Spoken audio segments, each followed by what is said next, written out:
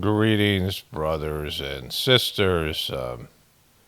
I have something. If this was done by people, it's a very simple thing. Anybody can do it. It is more about effort than anything else, and willingness. More about willingness, not even really effort, but willingness. But it's a very simple thing to do. I would say easy, but if it was easy, everyone would be doing it. But it is, in a sense, easy to do. And it would help people in their individual lives, individual decision making, alleviating so many self inflicted problems, so many of the things that we think about human stupidity and whatever else that humans do that we, you know, uh, avoidable mistakes and things like this. And I'm going to say what it is in just a moment, but once I say it, people will dismiss it. And they'll dismiss it because they're not going to want to do it. That's the thing. It's like one of the tragedies of human life. This is coming out of. I want to say that I'm going to make this like it's going to be. This is going to be a standalone video on the Gratefullness Meditation channel as well as the Journey series. And in the introduction to this video, it's going to flow into a great clip I saw on Fox News last night, a promo for Fox, a Trump thing, and it comes from a comment somebody left. Like somebody sent me a meme, and they said something about like finding. It's me trying to find my spiritual path, and finding your spiritual path is the easiest thing. But this technique is, again, it's not going to be some like, oh wow, this is some new thing I heard, or maybe you haven't heard it or heard it said this way. But it's like the simplest thing, right? The technique is asking God. You just ask God in a sincere way, and then you listen to the answer. You want to hear the answer from God. You don't ask God like in some superficial way and then block the answer, block your ability to hear the answer, and not want to hear the answer. And anybody can ask God anything. God exists inside of you.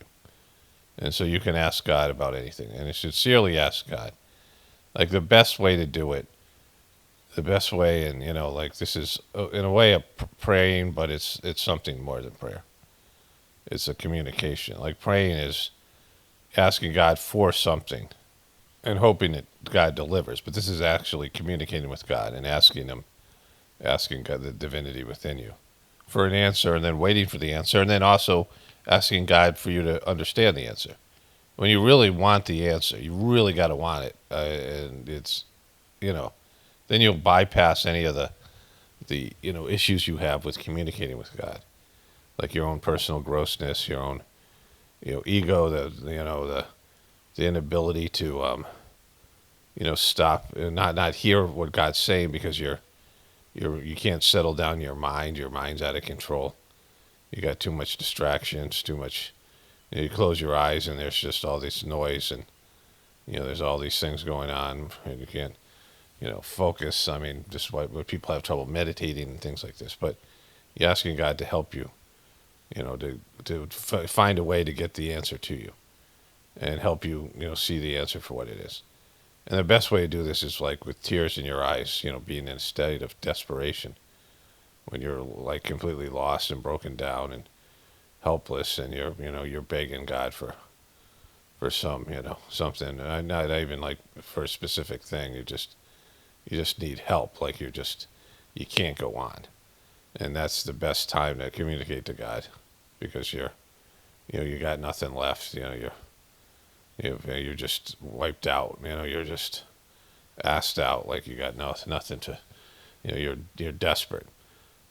But even without being in that state, you can communicate with God about anything. You just have to be willing and really want God's answer. You want God's input, and that's why people won't do it, right?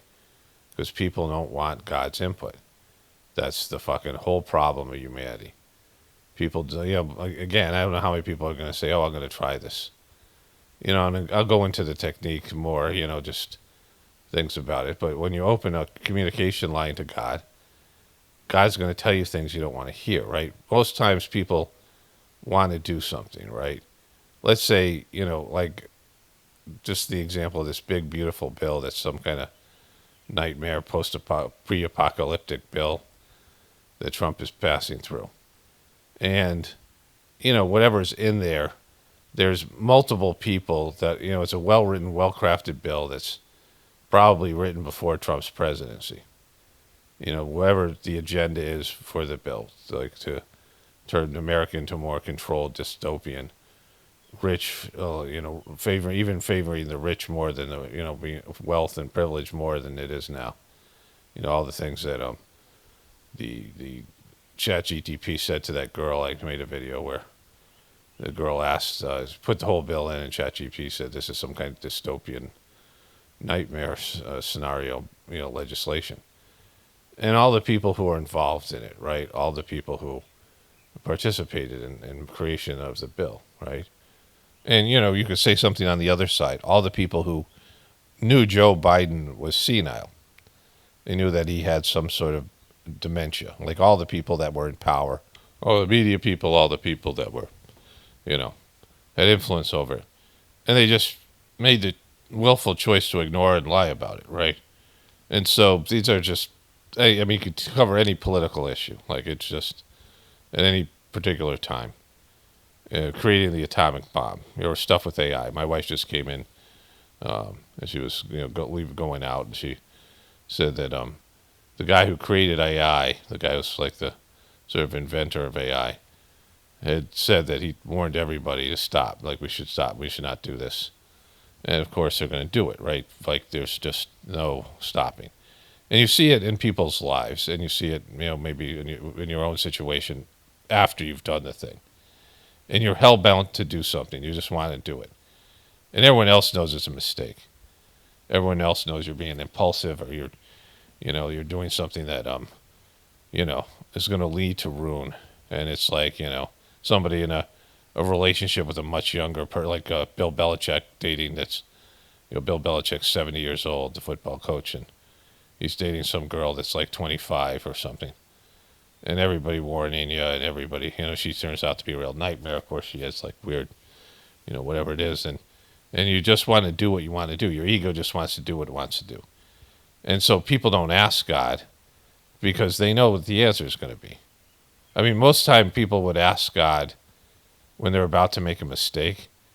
If they ask God before the question's even, fully constructed as a thought, like you close your eyes, you're praying, you're meditating, whatever you're doing to connect to God, and you're asking God the question before the question's even out of your, even fully formed, the answer, because otherwise you wouldn't have to ask God about it, right?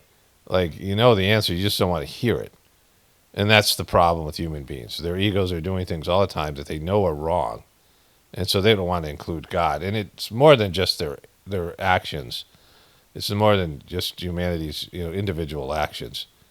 It's also who they are, what you are as a person, your intentions, and what your life's all about, what you're doing, your movement, that you're behind, whatever thing that you think is so make America great again bullshit, or the gender stuff that was pushed by any of these things. Your belief system is so fucking whack that you don't want to hear the answer. This is a great thing Master Charji said about Christians, and this doesn't apply to just Christians. I mean, it's everybody. But I mean, specifically to the Christian religion, is they want the Son because they don't want to connect with the Father, right? It's like you're scared of your boss, so you go talk to your boss's son. Your boss's son is more congenial, or more nicer, and you're scared of your boss, so you ask your boss' son to go talk to your boss for you, right? Something like that. And so don't want direct connection to God, so you go through the Son. The Son is less intimidating, right? And people are intimidated by God. They're afraid of what God's going to tell them, because another thing that Charji said was rich people don't pray, because when you pray, your heart opens up, and you look around, you can see all the things you do with your money. If you're a billionaire and you start praying, you're like, holy shit, I could actually help all these people. if you open up to God, but these people want to hoard their wealth. They don't want to, they don't want to open up their hearts and do something, that would benefit everybody. They could, there's so much wealth out there that could do so much good for so many people. And I'm not talking about just like handouts. I'm talking about like doing things to, job creation or any number of things they could do that would help the environment, help other people. I mean, all these things. But they don't want to do it, and so they don't connect to God. Because once they connect to God, then they're like, actually, they're like, I could actually be doing some good with the, this wealth I've hoarded, right? Or people in power. They just are hell bent to wanting to do what they want to do, and so, there's lots of bad ideas that people have every day, every moment. A lot of compulsions, a lot of things they want to do, and they don't want to be talked out of it. And everyone in their life is warning them and says they got plenty of feedback, don't do this. And they're getting warnings by God. They're getting warnings by their soul, right? And they're doing it anyway because they just want to fucking do wrong. Like just their ego just wants to do what it wants to do. And so they just, there's no wanting to connect to God. They don't want that relationship. Because once that relationship's there, your decisions are always so easy. Like I've been doing this for a while with the meditation I do, and it works on your heart and whatever it is. And God shows me and tells me what to do in one way or another. I mean, before it's not even like it's just an automatic process. And oftentimes it's not what I want to do. I mean, it's sometimes it's like a burden. Sometimes it's just, oh man, do I got to do that, kind of thing. And my ego doesn't really want to do it, but I know better because I know that I'm going to have to do it one way or another. Like it's just a matter of time. If your soul wants you to do something, it's just there in front of you to do. It's like I've talked about some scars before, but also, it's just what you're supposed to do. Like you can avoid it, but I mean, I'm talking about over lifetimes. Like the sooner you get it over with, the better. And oftentimes when you do, you're like, oh wow, this is great. I wish I had done it before. I wish I had went through this before. The benefits is something even really unpleasant, right? Is, the benefits are always there because if you do what God wants you to do or what your soul wants you to do, there's just, there's a feeling of well-being that just comes with it. But if you're doing things that God doesn't want you to do, there's a feeling of dread. Like you're dreading something, like you're like some foreboding, something bad's going to happen.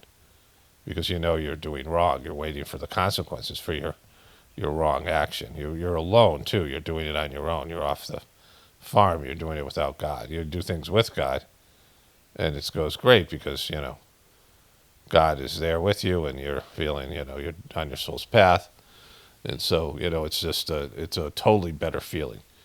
You don't feel some kind of like, oh, well, I wonder what's going to happen to me for doing this bad thing. You're not worried, and or just it's not even like something that's like some like criminal act or something, but like just knowing you're doing things that aren't that you shouldn't be doing, and thinking and process planning things that you shouldn't be planning, and and then the reward or the feeling that you get from it is bad, like it's guilt and all the things that go with it, like just muddling through your life, whatever it is, toiling, making the same mistakes over and over again, thinking that this is going to be great. It's like I remember, when I used to, get drunk and party and looking forward to going out and going to bars or parties or whatever it was. And then being there like, oh my God, it sucks. And, the alcohol was I never really liked to drink or drugs, and you have the negative effect, and, they're depressants, and, you're going to wake up with a hangover, and it's just hurting your body, and you're like this thing, but you look forward to it. You think this was going to be fun. It was going to be great. And, people go to Vegas and they're like, oh, this is going to be, and they blow a bunch of money and they do a bunch of fucking whatever it is, bad decision, hedonistic kind of shit. And then they go home and it's like, all right, let's not tell anybody about that. What happens in Vegas stays in Vegas because, it's ungodly, right? Like, don't let anybody see this, right? Don't let anybody, we don't want anybody to know about what we did there. Well, then, you knew that ahead of time. So there's various ways to do this, but it's a specific way to find your spiritual path, the specific way to find your, the right technique, the right people, the right, the right guide, the right system is you ask God for 7 days before you go to bed, because you might be told in a dream. There's something that happens right before you go to bed because you're about to go into a state where you're not controlling anything. When you're asleep, your dreams you can't control. When that's the way where communication happens. There's divine beings. You have a spiritual support team in your soul. They can show you things in dreams, and process things that your mind won't let happen when it's awake. Like you have like safety guards. I don't want to call them safety because it's not. The denial guards. Like you have these things that are denial based, that are there, that are protecting you from seeing the truth. It's why people will willfully not allow the truth to come in, no matter how much feedback they get. It's like when you're talking to a sheeple, and like you have all this evidence and you have all this information, and it just won't sink in. You're talking to a Trumper, you're talking to a liberal, you're talking to somebody who they just think they know, and you can see like how much they're wrong about everything, and you try to communicate it, and it's just there's all these guardrails, there's all these defense mechanisms. But those things go down when you go to sleep. And so, in a sincere way, if there's tears in your eyes, even better. With this idea that you really want feedback from God, with the soul, and its divinity's within you. So you're not going anywhere. It's there. Like it's bubbling up inside of you. You're suppressing the answer. Like the answer's already there. You just, you're doing all this thing to avoid the answer, and you want to do what you want to do. And so, but if you're doing this to find your spiritual path, then you pray to God every night for 7 nights. I mean, it usually doesn't, like I said, take this long, but you do it in this way. And you also pray to, you have this idea that, please help me see the answer. And also give me the ability to accept and embrace the answer. Like it's just all these ideas, like, and really feel that, like you got to feel it. And it's, it's only hard because, your ego doesn't want to give up control. Like other than that, it's easy. Because, like I said, the answer is there, divinity's within you. And so, his clarity is there. And you pray every night, right, about it. Like this is something the second master of the Sage system did, because somebody said, I want to find the right spiritual path. And he wasn't going to say, well, you're here with me, and this is probably the right spiritual path for you, right? You can't say that. You don't want to say it. You don't want to tell people what to do, and people want you to. Like, so that's a trap that people set, because they want you to tell them what to do, so when it goes shitty, they can blame you. Why did you tell me to do this thing, right? And so, the Sage system, you don't give people advice, because oftentimes, even if you give them advice and they don't follow the advice, they still end up blaming you. Oh, you knew about this thing and you told me and I didn't do it, but it's your fault somehow, right? And so, like, it's just, people have to come up with it on their own. So they have to take responsibility. Otherwise, they won't take responsibility. If you tell people what to do, you pressure them, you order them to do it, and then it's on you. Then they're not to blame for it. People like to be forced what to do, and, whatever, even if it's the right thing. And then if it's, there's some problems or issues, that it's not their responsibility. And so Babaji said, pray every night to, this technique, to send you the right person, the right system. And the guy came back in 7 days and said, I did what you told me to do, and it didn't work because every time I did it, I just saw your face. He was praying to find somebody to, like in India, they have this guru thing. And it's like, well, yeah, maybe you should, maybe that you got your answer. So he got the answer and he couldn't even process it or understand it. And, he's in denial of it. Like, people don't want the real answer. They don't want God's answer. And so you pray to it. I had a viewer, and we were talking about Jesus, about something, right? And the person was lecturing me probably about what I was doing meditation-wise and telling me why I was like going to hell and all that stuff. This is back when I said, go back and forth with people. And I said, and in my belief system, in the Sage system, Jesus interacted with the second master of the system and turned over Christianity to him. Like, Jesus is plays a part in the Sage system. He's one of the, the divine beings that is there, participating in the system. He's in charge of one of the spiritual points, the second point, the soul point. And so, my thought for all Christians, and you can't say this to them. I mean, I'm saying this now here, but I'm not really saying it to Christians. I'm just saying this is, what I know to be the truth. That if they were really Christians, they would be here. Like if you wanted to connect to Jesus, the transmission, the cleaning help, and Jesus' soul is actually part of this. And if Jesus does reincarnate, which I think he is, maybe he has, maybe he's here now, or will be in the future, he'll be a part of this. He'll do this, meditation. He'll be a part of this system in some way, right? Maybe even a, master in the system or something. And so, this is all my understanding of it. And so, where the Christian religion, he's completely bummed about what was happened with it. And so the person is talking to me about all these things, and, we're having this communication, and I say, well, why don't you just ask Jesus? And I say it, like the person shows back up maybe a month later, and I said, did you ask Jesus about this? And I keep on asking him, and finally he goes, yeah, I did ask Jesus, and Jesus said you were full of shit. What I was talking about Christianity in a way, like I do. And there was a reverend, a guy who was a minister, and he was listening to my videos. And he said, like your interpretation of the Bible and your understanding of Christianity is like mind-blowing. And it's not because of me, and I'm not a biblical scholar, because I understand it from a spiritual perspective, and so I have an advantage because of doing the Sajmark system.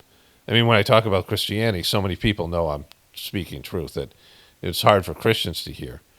I couldn't tell it to Christians, and I wouldn't want to, because they're not going to, they can't hear it. And, it's one of the Sajmark principles that you don't criticize somebody's faith. I mean, if I was having a conversation with somebody, it's different. It's kind of what my job is here. And it's not really being critical. It's just, exposing the lies and the stuff that's anti-God and the whole problem with Christian religion. But you don't want to take away people's faith if that's the best they can do. Because some people can't do spirituality. They're just not equipped yet. It's going to take them some time to develop the capacity for that. And so they have to live a certain number of lives to be on the spiritual path. So if they're, doing a religion and the religion sucks, at least they're doing something. Like if they're doing it sincerely or whatever, you can't rob them of their faith because they can't jump to the next level anyway. But what I was saying, my advantage here is Jesus left his religion behind and became a spiritual person. And a certain knowledge you have when you do that, then you can look at other teachings of other religions and religious figures, and you understand it because you're going through similar things. Once you leave the religion, like religion is a good thing to be born into, but a horrible thing to die in. That's a semi-quote, a quote, not a verbatim quote from Swami Vivekananda, the famous Indian saint. And what that means is religions give you the framework as a kid to, develop whatever you develop. They teach you sort of the basics of ideas of God, but it doesn't help you connect to God. And so you have to, as you get older, you have to leave the religion behind and become a spiritual person where you have a direct connection with God. And when you start having a spiritual life, you understand the lives of the great saints and the people. And then, even my capacity of what I'm doing here has helped me understand what the masters of the Sajmark system has gone through. Some of the things that I, because of the role I have to play, and then what I'm doing with Gratefullness meditation, it helped me understand, some of these things I wouldn't have had, if without these experiences, I wouldn't be able to understand. But like I have, a totally different understanding of biblical quotes and what's happened with Christianity because of those things, right? And I don't have some stake in it. It's not, there's no defense mechanism there. I had a good relationship with the Catholic religion. My mom had prayer meetings. I learned how to pray. My grandmother, my mom said the rosary for me and my siblings and all that, which benefited us, certainly me and my brother, who ended up finding a spiritual path later on in our lives.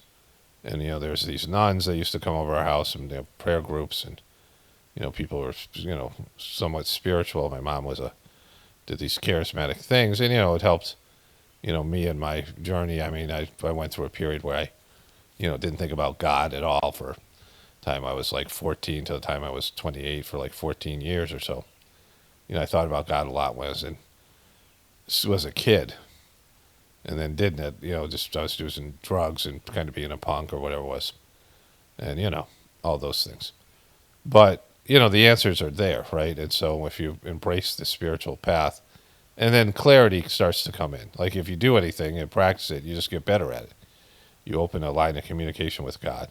And there's crazy people they'll have inner voice, and it's some manifestation of their ego, some schism, some split personality thing. I mean, there's all these things, right? So, but to really be able to, the idea is that God will give you the answer, and you just got to wait for it and find a way to process it, and then you can develop different things. And there are techniques in the gratefulness meditation, Sajmark meditation we do with cleaning, and but you meditate in the transmission, it makes it easier to communicate with God. It's a process, and getting rid of all the noise and all these things. And then developing the capacity to know when the answer comes, and all these things can be done. It's just practice. It's a willingness, right? But you have one side of the coin. You have your ego wants to do what it wants to do, so it's just going to say, yeah, I pray to God, and God told me to do this. I mean, oftentimes people say, yeah, I'm doing what God's work, and they're totally not doing God's work. They're doing what their ego wants them to do. I mean, hear from religious people all the time. And so, that's not, like, it's not real. It's not sincere. And so, there's that aspect. But then there's people who just like to beat the shit out of themselves. People just want to, there's that guy in the Da Vinci Code, Simon, I think the character's name. I didn't read the books, but in the movie, and he's hitting himself in the back with a whip, right? He beats himself with a whip. This religious bullshit where there's torment and torture, and diving into the whole crucifixion and the blood and the all that stuff that they do. Stigmata. If you ever see that movie Stigmata, they have the stigmata. People have they start bleeding from their hands, and they're fucking. It's just like they're. I mean, the martyr, right? Being a martyr in Christianity. Fucking all that shit's bullshit. It's not like that. It's not like it has to be, oh my God, this is like God's telling me to do some horrible thing, or, no, it's nothing like, you don't have to suffer. It's just that, listen to God and following your soul's path, and developing this capacity. And it starts with a willingness to change and develop, and not looking for some answer that's going to say beat the shit out of yourself, or some answer that's going to say to go do the hedonistic thing you want to do. Know that you're lying to yourself, and then, that it becomes then you're praying to God just to help you, like, to be able to communicate. Like, you just open up it's like a language barrier, right? But God can communicate in any language, because it's thought, right? And it's love, and so, it can come in any seed form, and just the capacity to find the right answer. And like I said, praying before you go to bed for, 7 days, usually within 7 days, the answer will come, doing it sincerely. And if you have like real, a real desire, like, when you really want to do something, you're just locked in, just like, yeah, I really want the answer. Like, just please tell me, I tell me and help me, whatever I need to do or go through to get the answer, to be able to understand it and apply it. And I want to be able to apply it to my life. I want to be able to take the information I'm getting from you and act on it. And, just a willingness. It just takes a willingness. And all these things would disappear. All the bullshit would disappear. Because everyone would do things that were endorsed by God. Every decision you made, every, act you do, every big decision. The path just unfolds in front of you, and you're like, all right, this is what God wants me to do. There's no ego. There's no, you can, get into it, right? You can, pump yourself up and get emotionally into it. But that's not, really at the end of the day, it's not really all that necessary. It's being happy and grateful for what you have and what's given to you and what God wants you to do. And, thank you for this work. Thank you for this opportunity, whatever it is, with a sense of gratitude. That's why I say, and be grateful. Gratitude is always the key. And so it's just a willingness to look at things in that way, right? and your ego giving up control. And if that happened, we'd have no problems. Like all the stuff I cover here, like all the fucking bullshit things that people are doing that goes against God's will. That's what I cover here. That's why I mock people. That's why I call people dumbasses, dumb fucks, whatever. That's because the willfully deluding oneself to believe in Trump or to follow a path that's, leading to ruin. And God's warned us, and, there's that. I mean, there's a part of it that's God's work from a sense that this system's demonic and has to be destroyed. In a way, Trump's doing God's work. Certainly, if that's, if the God's plan is to destroy America, then all these people are, they're all participating in that. So in a way, they're doing God's work, but not willfully. They're not connected to God. They're not open to God, and they're not wanting to get feedback from God. So, there it is. It's again, this will be a standalone video on the Gratefullness Meditation channel, and then it'll be in the Journey series, and then, of course, in this video as well. But, I doubt that people will do it because of all the reasons I've said. But hopefully, it's something that registers with people, and there's some sense of a movement in it, and it's there. Again, it's simple, and it would be easy if there was an overwhelming desire and resistance to do what you want to do, to disclude God from your decision-making. If that wasn't there, it would be really easy to do. And you'd be easier over time because anything you practice becomes, something that becomes automatic at some point, where you just know what God wants you to do, you're connected, and you just do it. Anyway, so that's, let's wrap this one up here. So, I get divine inspiration for these videos. Like this information just comes into me. Like this whole thing, that whole 30-minute thing I just said. And some of it was like coming into me real time. Like it was coming through me, was a better way to put it. In real time, right? There's a flow to it. But the ideas, the basic ideas were there. When I read that comment from somebody, or that post from somebody, there's just this, like it flipped a switch, and there was this, download of information, right? And so I knew I was going to make this voiceover today. So, but last night I turned on the news for some reason late at night, and I went through the various channels. I just was, I don't know what I was doing. I was waiting. I watched the basketball game. Maybe it was after that. It was after the basketball game. And Fox News ran this promo. I only saw the back half of it. And unfortunately, they don't have the thing in like a wide screen. They just have the short video. But it's not as good, but it's basically the same thing. And there's one point I want to show you here. So this is about Trump's surge. The golden age of America begins right now. It'll be the biggest political comeback in a century. Well, that's a good-looking group. Hello, everybody. He likes the good-looking groups. This is not a normal situation, is it, huh? We are in the presence of a really mythical character. Yeah, he is. The mythical is Rambo.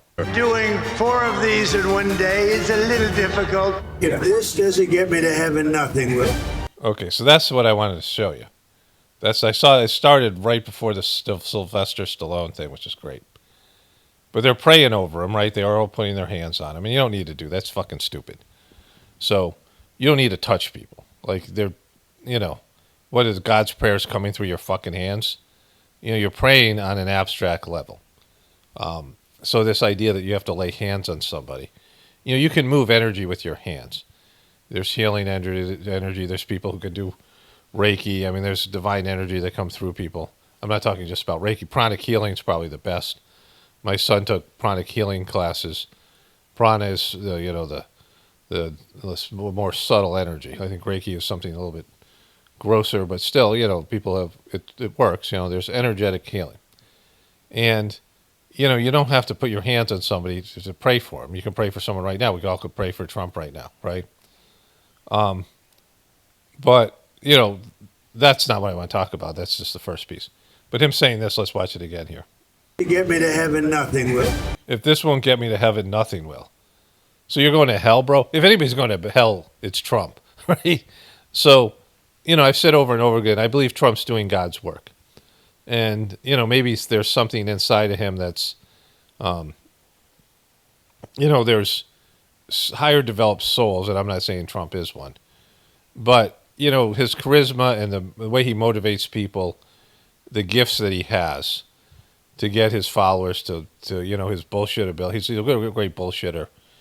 He's got charisma, all the things that he does to motivate the Trumpers is, a God-given gift. And I don't think it's, he wants, the divinity, the forces that are on the divine side of things. And again,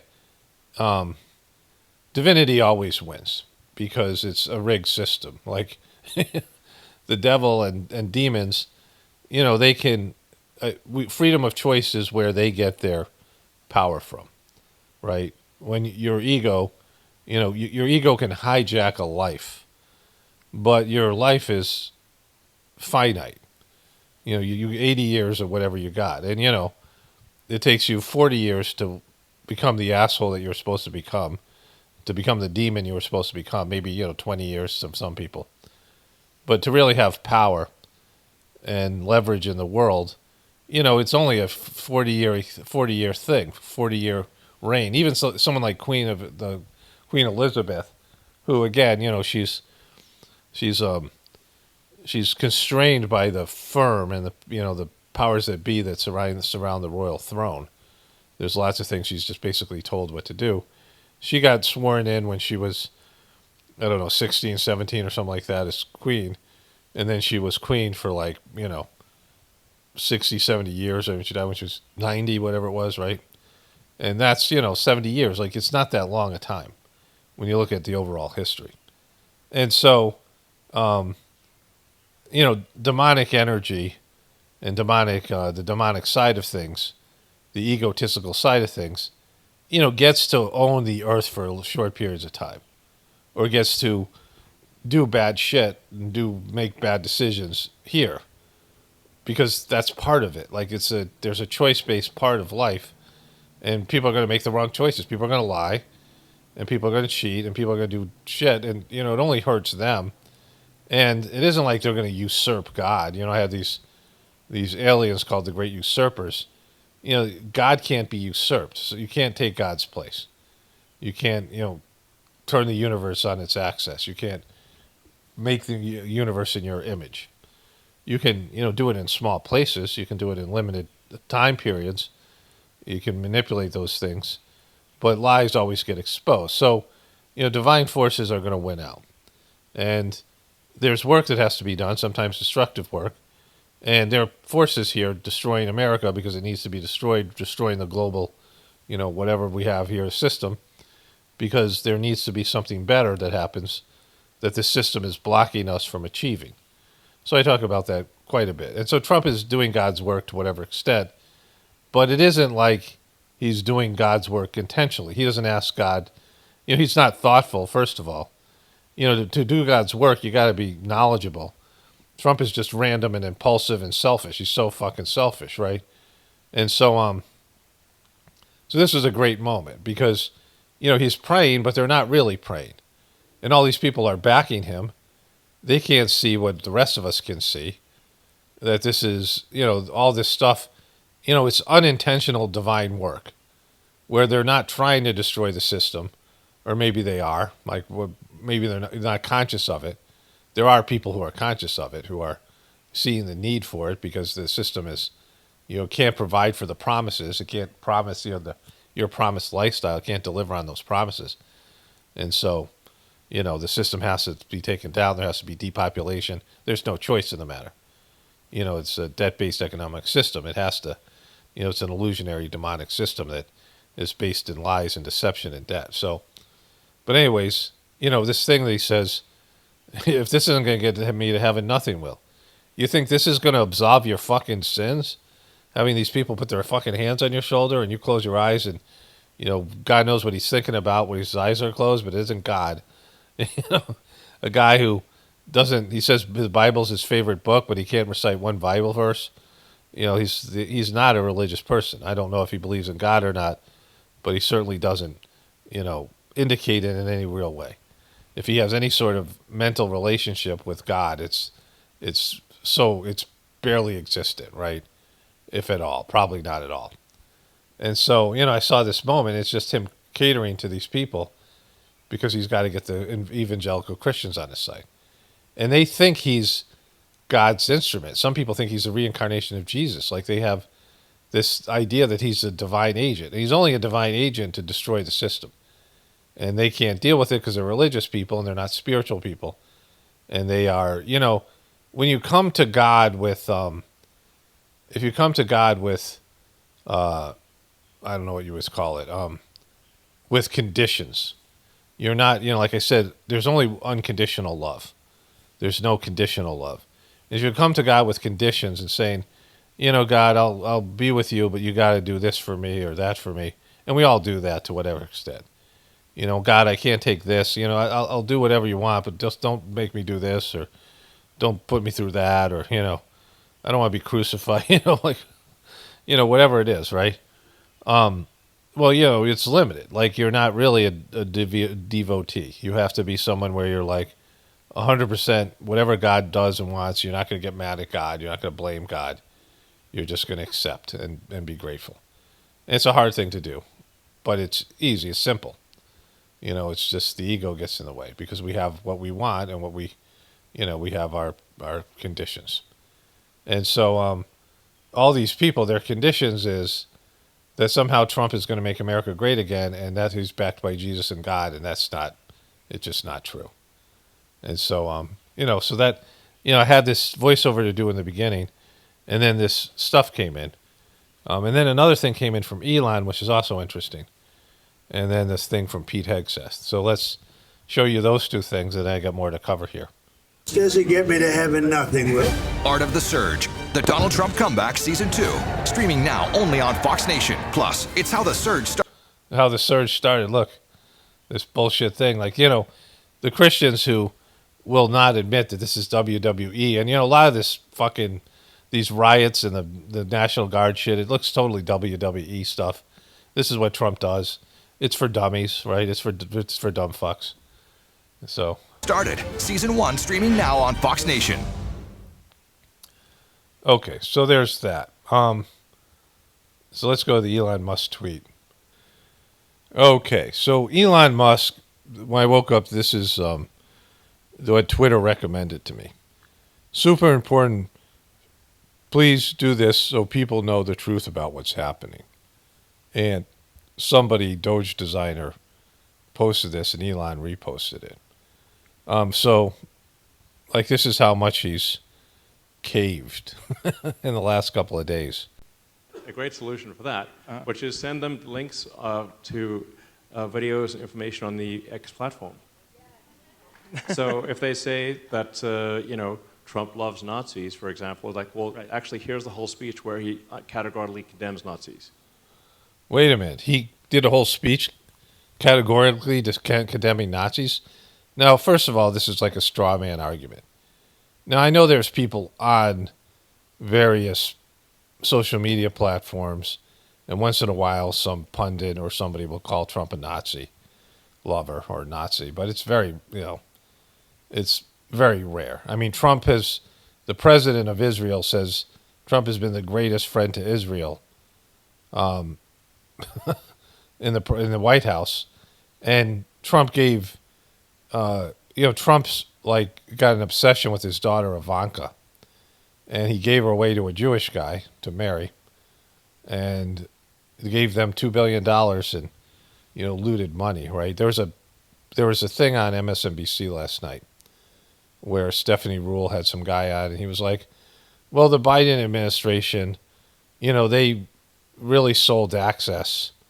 And she was kind of defensive about that, but then kind of admitted he was right. With Hunter Biden selling access to Joe Biden.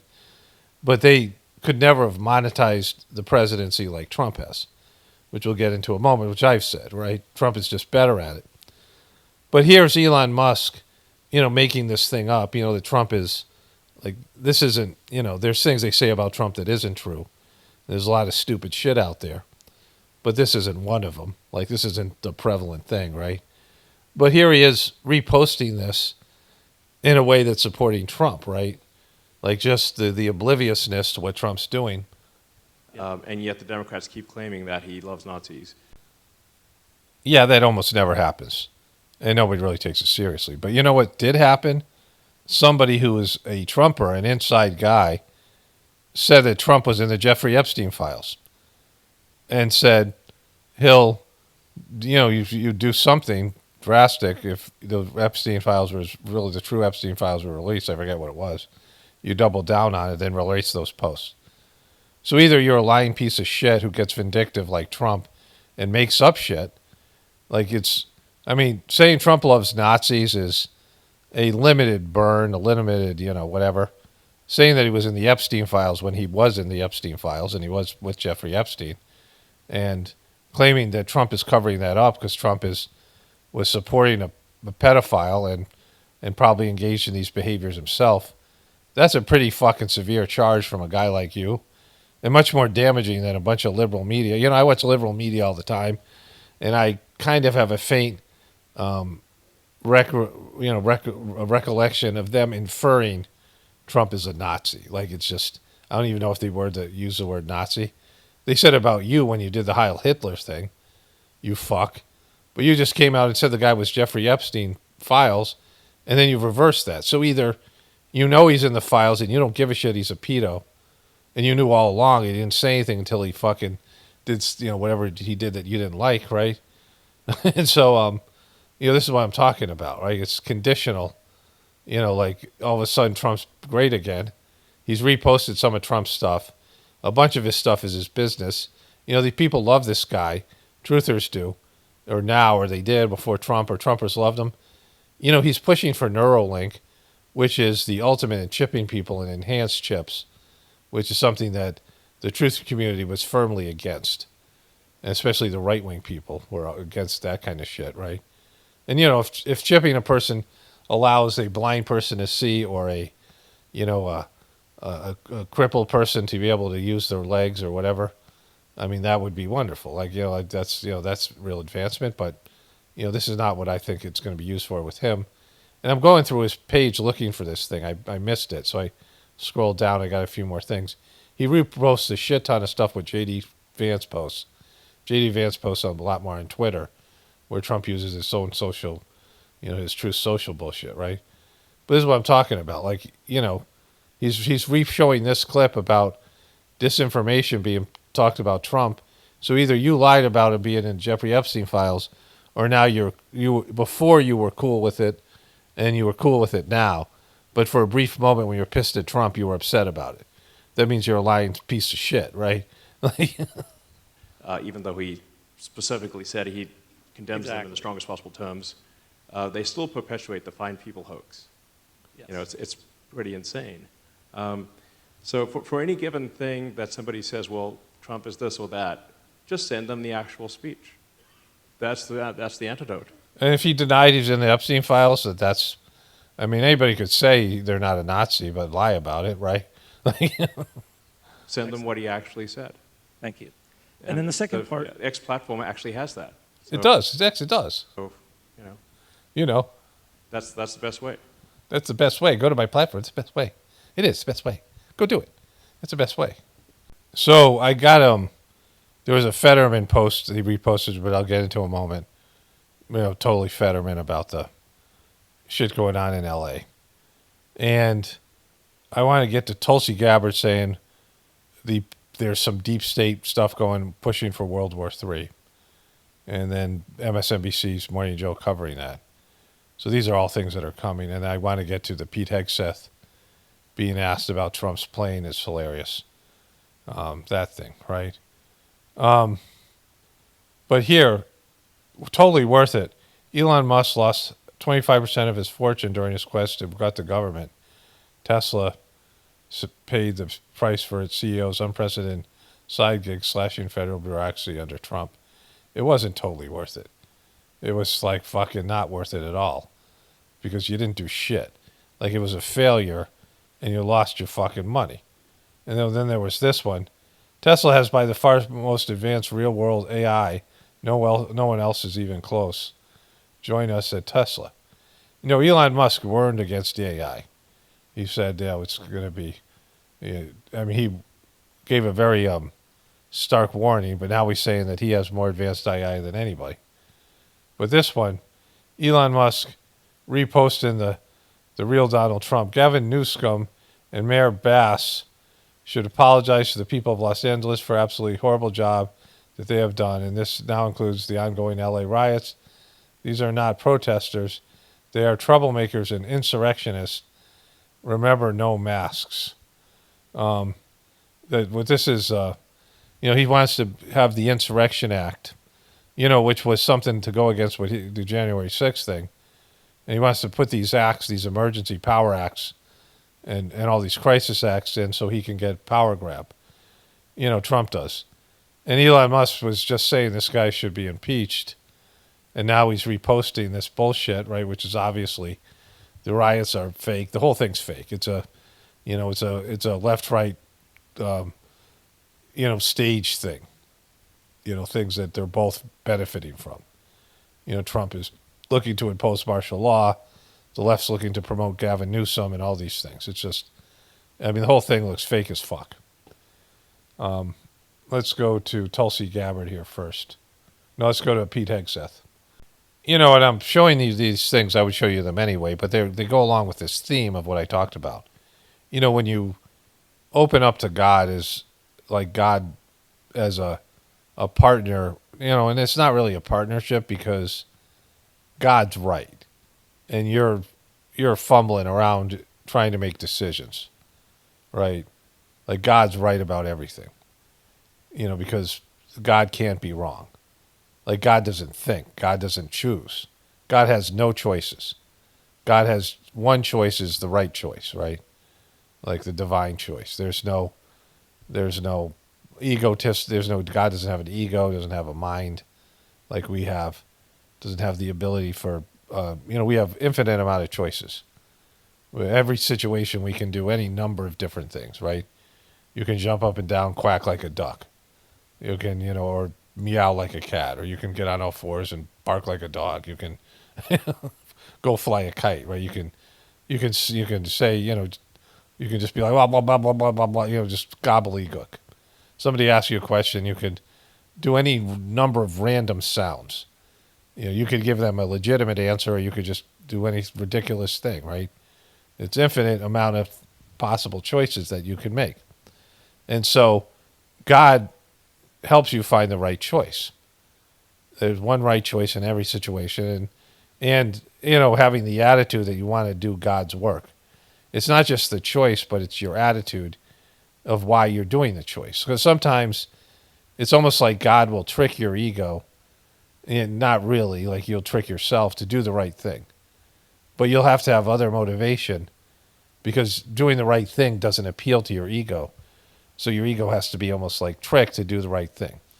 It's almost like your soul is allowing your ego to mislead itself to do the right thing. And because doing the right thing in itself isn't enough for your ego to do just on its own, right? And so, when you work with God and you are following God's lead and you're looking for God's feedback, your work becomes simple. And so I had this, this download that came to me last night. And then all these clips were either already there or were stuff that was going to develop. In this video, I'm going to put this whole thing in, all this stuff is important, at least the beginning part here, in a separate video and in my Journey series, 199th edition to the Journey series, because it's all kind of, it's real life. There's the talk I gave in the beginning, the 30-minute, voiceover, and then there's the real life stuff here. So this is hilarious.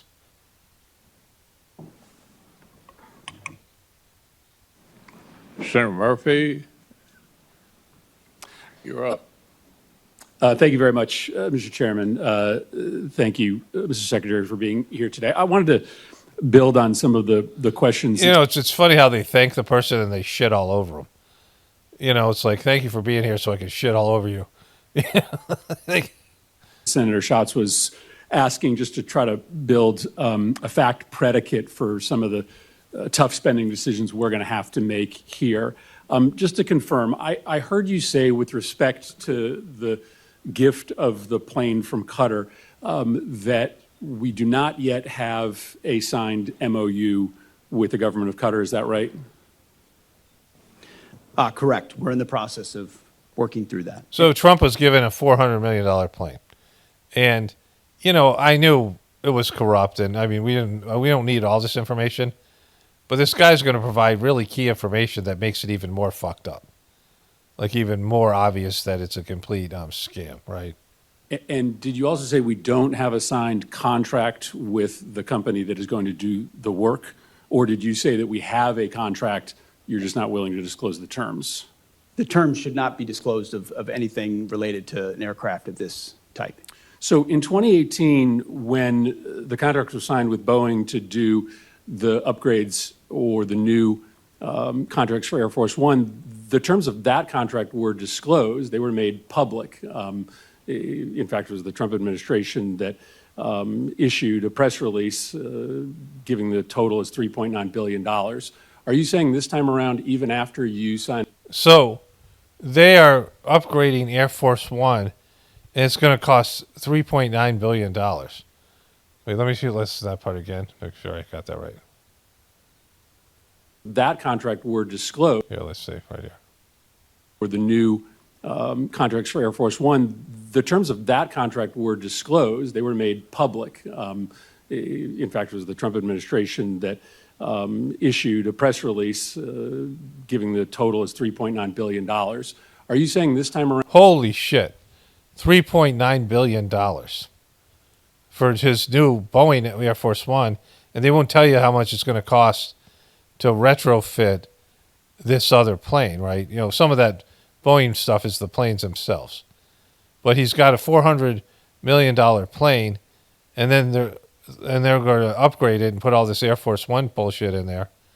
All this stuff for him to, remember George W. Bush when 9/11 happened, got up in Air Force One and just circled the sky for like 2 days. Remember that shit? Around even after you sign the contract, you're not going to make public any of the terms of the contract? I wasn't involved in that previous administration decision, but we're happy to take a look.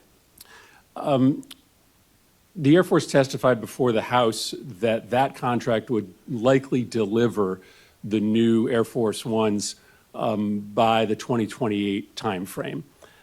It doesn't stand to reason that you will be able to retrofit the plane from Qatar much sooner than 2028. So I'm trying to understand what the gap is that we're trying to fill.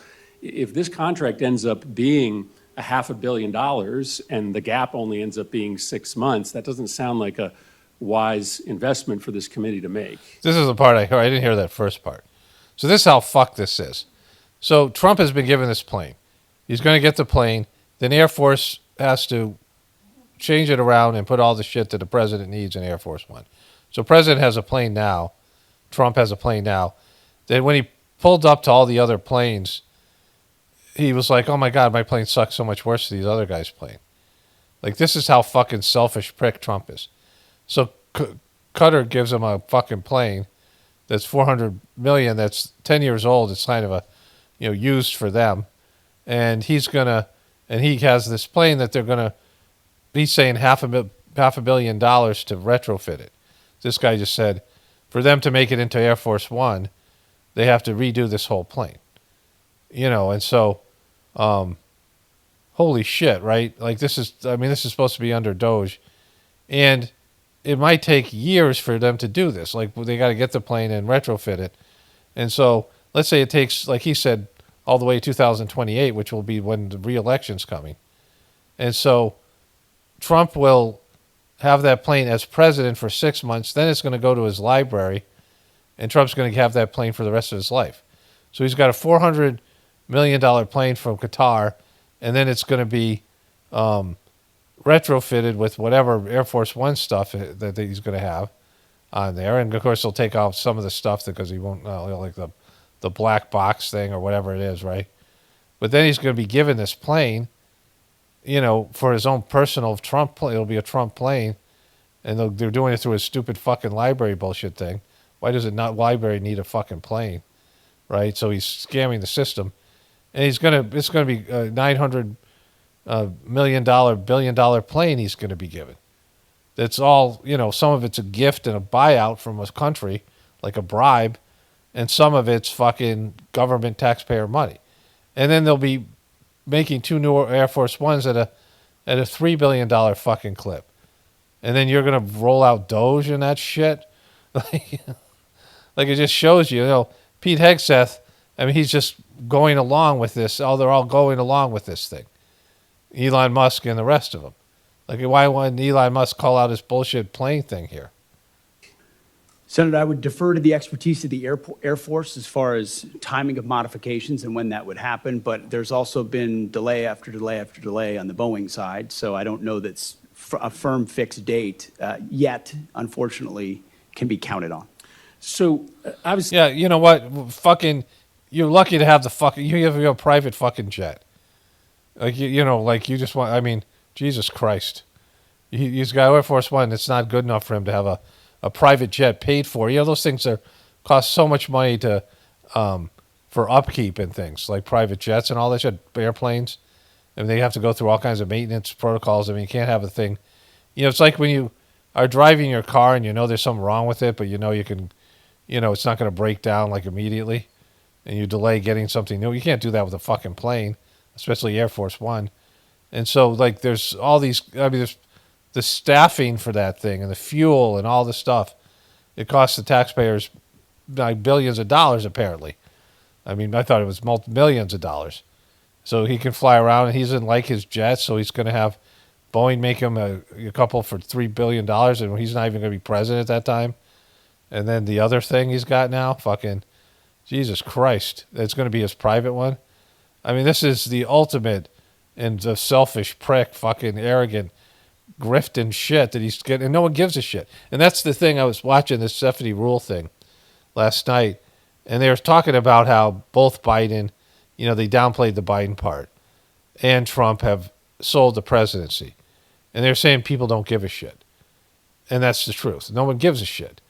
Even with this Elon Musk thing, right there, countries going bankrupt, these motherfuckers are taking a big shit on the American taxpayers, and with this $1 billion shit on the fucking $3 billion, $4 billion shit on the American taxpayer. Obviously, the underlying question here is what is going to happen to the plane at the end of Trump's presidency. The president said on May 12th that this plane would be transferred to his presidential library at the end of his term. Is that your understanding of what is going to happen to this plane? The president said that. That's my understanding. Although holy shit! This, nobody cares. How is this fucking going down? This is how I talked about when Joe Biden and Trump were running in 2020. Whoever won was going to be in charge of looting what was left of American wealth. But then, of course, I didn't know there was going to be this as well. The looting here of American fucking treasure is unbelievable. We would look at what comes out in the MOU. But why would we ask the American taxpayer to spend upwards of $1 billion on a plane that would then only be used for a handful of months and then transferred directly to the president? That doesn't sound like a wise use of taxpayer dollars. No, what do you mean wise? It's fucking criminal. That he's fucking grifting. That's stealing from fucking taxpayers. He just stole $1 billion for his fucking plane, this fat fucking Job of the Hutt motherfucker, right? It's stealing. It's not fucking unwise. It's stealing. It's fucking, it's impulsive and just, it's gross. It's fucking gross. A lot of the capabilities, as you know, Senator, of that particular platform are and should remain classified. So there are reasons why you might modify, even for a short period of time, an aircraft to ensure the safety and security of don't fucking say that. You can do everything on Air Force One now. What difference does it make? What the fuck? He's got to put a gold toilet in that thing. He had an airplane with a gold toilet in it, right? Yeah, President of the United States. But when do you believe that those upgrades would be made? How long would the president have it before it got transferred to his personal possession? That would be a determination of the Air Force that would take hold of it and make those modifications within whatever time window they believe gets it to the place where it needed to be. Yeah, I think this is extraordinary, Mr. Chairman. We're talking about a pretty massive investment of appropriations dollars into a plane that the Secretary is saying is currently planned to be transferred personally to the President. There's a lot of other pending needs that we need to fund. This would seem to be low on the list. Mr. Secretary, one final question. Obviously, you know that there is a concern in the public about a double standard that is applied to protest, sometimes protest that turns violent. The president, when he came into office, issued pardons to the individuals that attacked the United States Capitol, including those individuals who beat savagely police officers. You have deployed the National Guard and readied Marines in a way that many people think is unnecessary given the state and the local resources. So maybe let me ask the question this way so that you can assuage people's concerns that there is a double standard. The National Guard was deployed here on January 6th, and that was a decision made by the Department of Defense. Do you support that decision? Do you believe that that was the right decision to deploy the National Guard to defend the Capitol on January 6th? All I know is it's the right decision to be deploying the National Guard in Los Angeles to defend ICE agents who deserve to be defended in the execution of their jobs. But I think it's important to know whether you think it was also important to have the National Guard defending the United States Capitol when there were violent protests. These fucking traps that they set. I didn't see this part. Protesters here on the president's behalf to make sure that folks know that you care about protest, whether it's against the president or on behalf of the president. Senator, I was in the Washington, D.C. National Guard when that happened and was initially ordered to go guard the inauguration of Joe Biden. But because of the politicization of the Biden administration, my orders were revoked. And ultimately, because of the politics. It's always fucking, this is how they get out of their traps. This guy set a trap for him because he's going to say, well, if it was okay to put the National Guard in, why is Trump pardoning those criminals? And the pardoned one group, it's like he's setting them up, right? And he knows he's setting them up. So he invokes the Biden thing here. Being played inside the Defense Department by the previous administration. But do you support the decision made on January 6th to send the National Guard here to defend I support the the decision that President Trump made and requesting the National Guard that was denied. So you do not. President Trump you do not support the decision. Support you do not for the support National the Guard decision in advance. Yeah, so it always ends up in a shit show like this. So there's that. Let's go to Tulsi Gabbard here. I recently visited Hiroshima in Japan and stood at the epicenter of a city that remains scarred by the unimaginable horror caused by... What's going on here? Like, how does that fucking happen? Why is there one fucking gray streak here? Like, that doesn't seem like... Is that possible? Like, what's the deal? By a single nuclear bomb dropped in 1945, 80 years ago. Boom. It's hard for me to find the words to express what I saw, the stories that I heard, the haunting sadness that still remains. This is an experience that will stay with me forever. It is. Oh, it's just a horrible experience. And you brought cameras and you're talking about it and posting a video on YouTube and with the self-promoting fucking, This attack obliterated the city, killed over 300,000 people, many dying instantly while others died from severe burns, injuries, radiation sickness, and cancer that set in the following months and years. Nagasaki suffered the same fate. Homes, schools, families, all gone in a flash. The survivors, the hibakusha, they carried the pain of extreme burns, radiation sickness, and loss for decades. Survivors of this attack were asked to put in paintings and drawings their own memories and how they felt and what they saw, and those paintings and the suffering that they conveyed, the pain and the sense of loss were almost more powerful. She's really fucking leaning into this fucking thing. Than the photos themselves. Yet this one bomb... this is, it's horrific what happened there. There's people from the blast Like if people were standing in front of a wall, the blast created a shadow that burned into the wall, like shit like that. Like people were melted and shit, right? And these things are horrific, demonic fucking weapons. I mean, this is, in the Whispers of the Brighter World messages, they're called, demonic energy, that this, this stuff is demonic. And they mismanaged not just the bombs, but the nuclear power plants. And that one day the atom will wreck this world, like the atomic power. That all these, this is going to happen, right? Which she's going to lean into here. But she's doing it in the worst possible way here. That caused so much destruction on Hiroshima was tiny compared to today's nuclear bombs. The bomb that was dropped on Hiroshima had a yield of just 15 kilotons of TNT. Just. Whereas today's nuclear warheads range in size from 100 kilotons to over 1 megaton. A single nuclear weapon today could kill millions in just minutes. Just one of these nuclear bombs would vaporize everything at its core. People, buildings, life itself. The shockwave would crush structures miles away, killing and maiming countless people. And then comes the fallout. Radioactive poison spreading through the air, water, and soil, condemning survivors to agonizing deaths or lifelong suffering.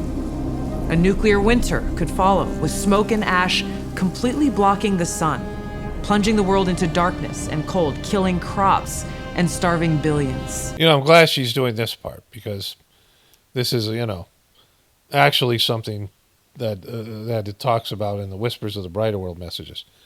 I'll read, one of those messages after this thing. Acid rain would scar the earth, wiping out entire ecosystems. This isn't some made-up science fiction story.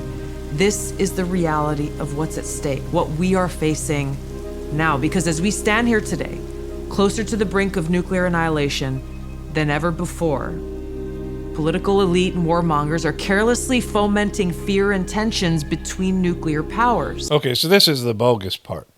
This is like saying deep state is creating this. Trump's a piece of shit, and you lied about, she got up and lied about the Pete Hegseth stuff, covered for his fucking incompetence, and then all the other things that went with it, right? Like they're fucking lying about all that shit. And like going back, let's listen to that again here. But her saying this, why is she telling you on YouTube? Like, you can do something about this, right? Like, if Trump's president, then what are you talking about here? Like people that are telling him that he needs to go to, like, who are these people, and how are the people you're talking to going to affect these people who are trying to bring about World War III and nuclear war? Nuclear annihilation than ever before. Political elite and warmongers are carelessly fomenting fear and tensions between nuclear powers. Perhaps it's because they are confident that they will have access to nuclear shelters for themselves and for their families that regular people won't have access to. Yeah, they still want to go outside, right? Like, you can have a nuclear shelter. You could have, like, fucking pimped out nuclear, multi-fucking $100 million nuclear shelter that has everything in it, plants, food, media. You ain't going outside ever again. Like, you're stuck in a fucking building for the rest of your life, and everyone there with you, even if you bring, people, young people are coming in, marrying and having kids, and over generations, you get a bunch of inbred fucks that are, living in some shelter. It's no fucking life, not being able to go outside. And so, this is being pushed on people. Trump is, we talked about, totally be willing to use nuclear weapons in his first term. He's back to have a big military parade. And he's doing things that, with the terrorists and all these other things, that could easily lead to any of these issues. And she's running the NSA, and she has access to information here, and must know that Trump is a complete fucking moron. And he's not, the stuff he's doing back in Israel, the stuff that's happening with all these people. There's something like 2 billion Muslims, and Iran and some of these other Muslim countries have all these various, epic militaries and Big military in Iran and these other countries have lots of money. And then there's their alliance with Russia, which is a nuclear power. And then there's China. And Israel has nuclear weapons. So, all these things are part of that, right? And Trump is definitely driving us towards this, as well as Biden was. Like, Biden in the Ukrainian war and these other things. And she's, look at her fucking face. Like, this is, like, she did a good job on at least showing you what these things could lead to. But we're not, what am I going to fucking do about this other than pray? And the Whispers of the Brighter World messages, which I'll read afterwards, are a part of this thing, right? That this is going to happen. Like, it's already happened. It's already in some future, in a cyclical time. The nuclear catastrophe has already happened. We're not going to prevent it because it's God's will. And, whatever blame you want to have on fucking elites and other people, right here. Perhaps it's because they are confident that they will have access to nuclear shelters for themselves and for their families that regular people won't have access to. Manipulative music in the background. So it's up to us, the people, to speak up and demand an end to this madness. Okay, let's do it. Who do I go tell? Who do I go up and say, this is madness? Like, if people are actually planning a nuclear fucking war, then they're far beyond listening to fucking me and you and the rest. Let's speak up about this. Let's speak up. Let's speak up and say, hey, stop the madness. Stop the madness already with this nuclear fucking war you guys are doing. You're going to be melted, motherfuckers. We must reject this path to nuclear war and work toward a world where no one has to live in fear of a nuclear holocaust. Yeah, you know what? The Jewish people have copyrighted the word Holocaust. You're not supposed to use it. I don't know if you got the memo. Like, holy fuck, right? Part of that was good, but most of the ending was horrible and just fucking ridiculous. And Trump's an ass clown, and he's leading, America on this pathway to nuclear destruction. So let me read the Whispers of the Brighter World messages here, which I'm glad this led to this. Like, I'm going to include this whole video in the Journey series, this whole part of it, and I have a few more things to add that I'm not sure I'll include those parts. But, this is, it's all kind of led to this, right? This is not listening to God. Once they created nuclear weapons, and they can say, oh, we had to do it before the Germans did, sure.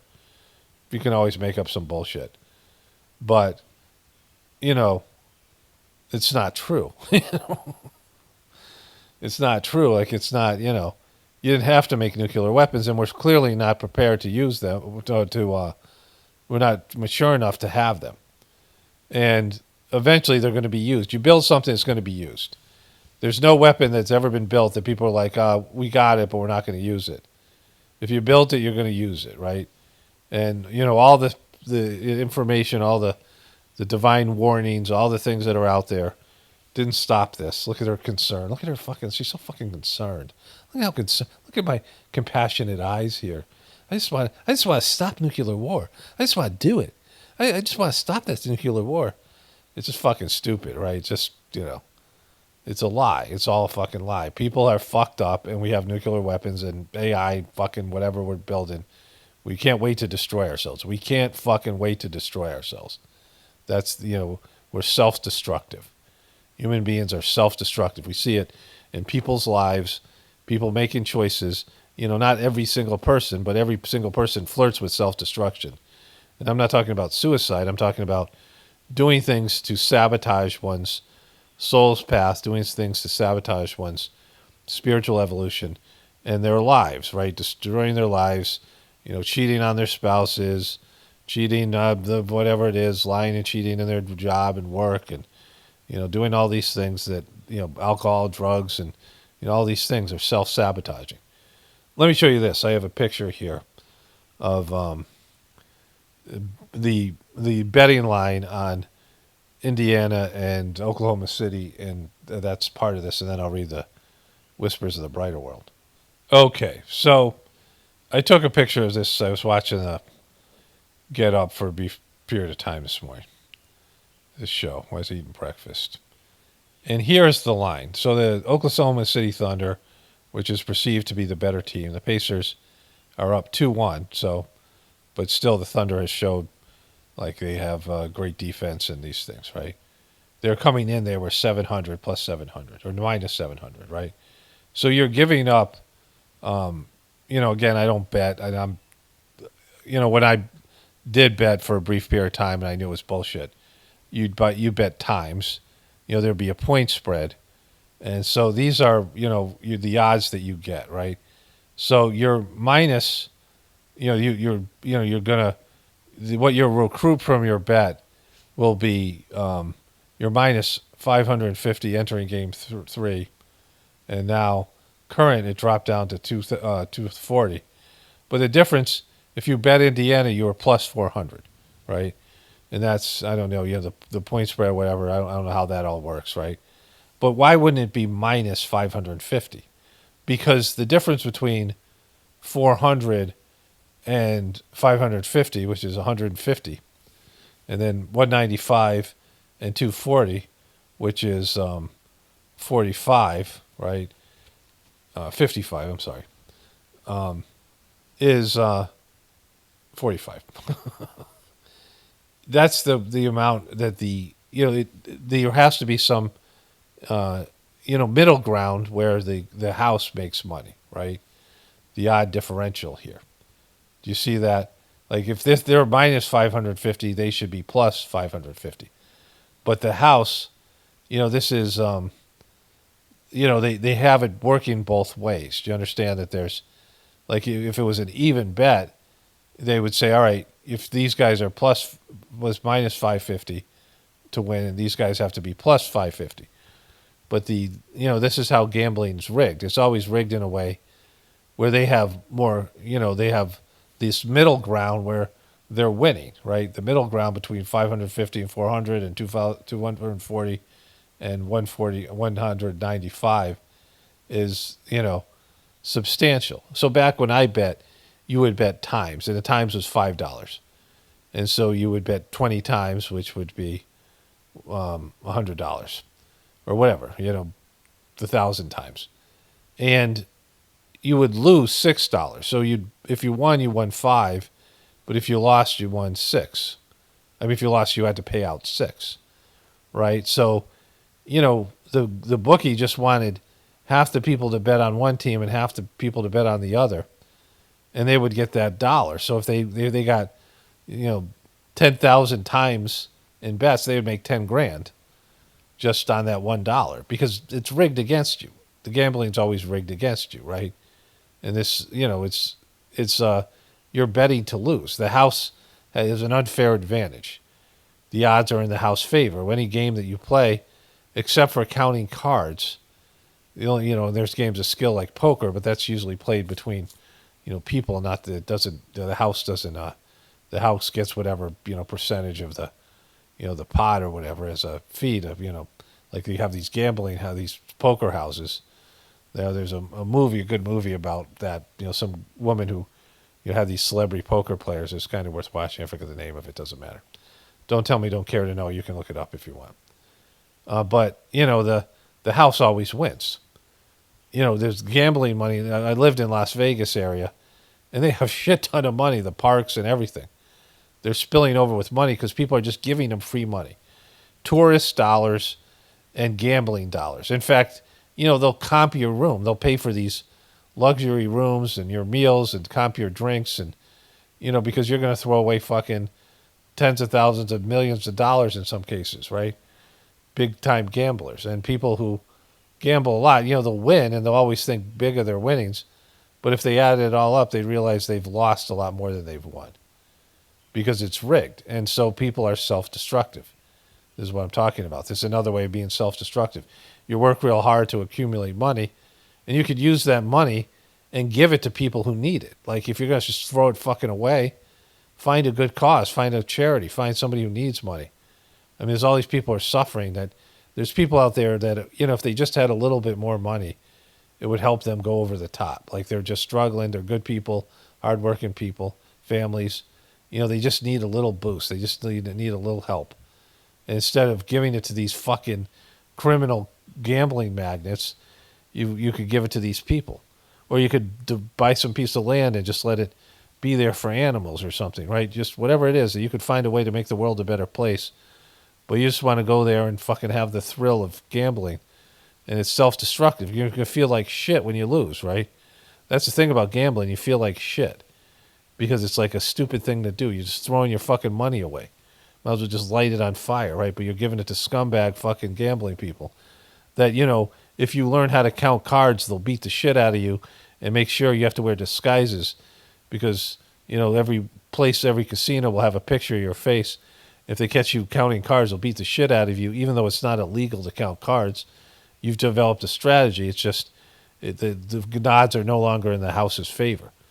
And so, this is what I'm talking about, being self-destructive. Okay, so before I read the Whispers messages, I just wanted to clarify this. I had ChatGPT explain this type of betting because I don't understand it. So I wrote, Oklahoma City are plus 240, and I should have said minus 240. The Pacers are minus 95. And so 195. The team with the minus sign is a favorite. In this case, the Indiana Pacers are the favorite at 195, but they're really the underdog. The number of associated with the minus tells you how much you need to bet to win 100. So you have to bet $240 to win $100 if you're OKC. So to win $100, you're betting $240. So you're risking losing $140 extra dollars.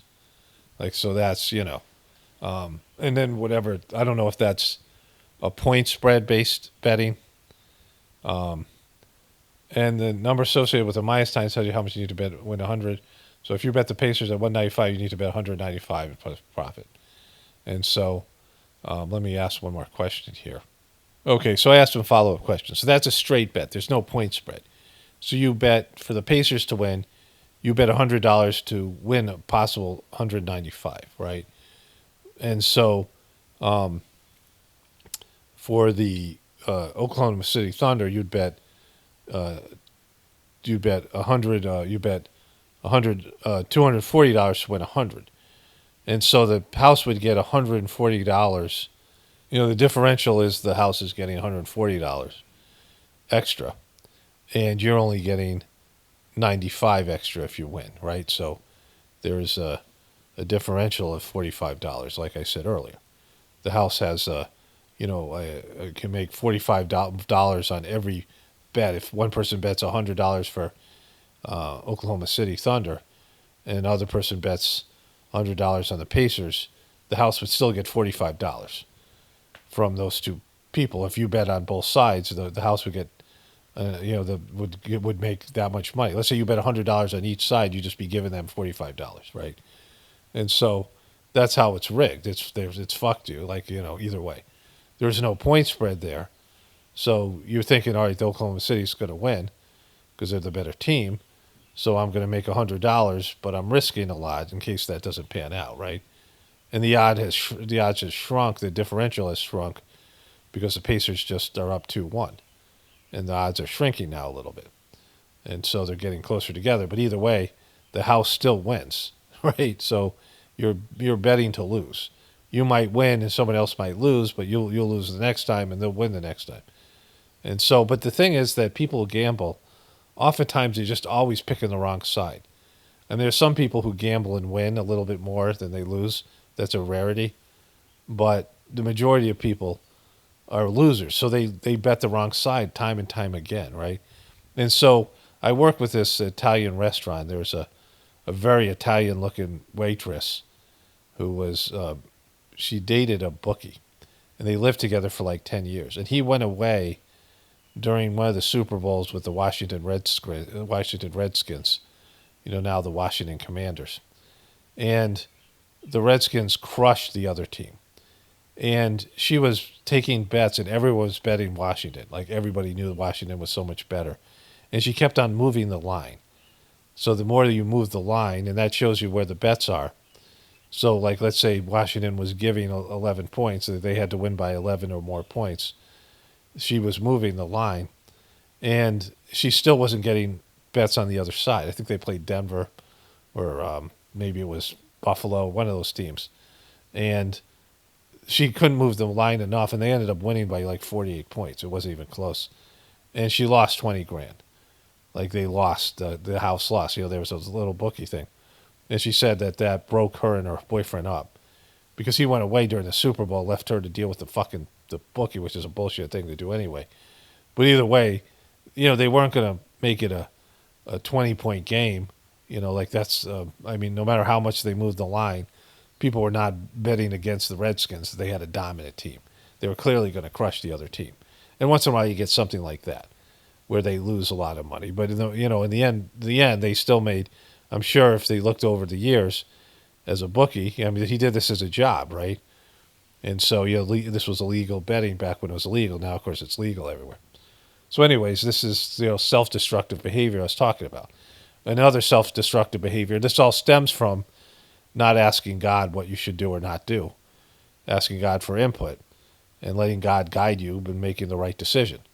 And so that all stems from that self-destructive behavior. Once you go away from God, you are now in a self-destructive mode because you're going in the wrong direction. You're doing bad things. Okay, so just a few whispers of the brighter world messages here. I want to cover the last thing would be the Morning Joe. This is going to be a long video already, so I'll put this all together, then I'll turn this in a separate video on the Gratefullness Meditation channel and the Journey series. And so it's kind of an epic video for me, at least.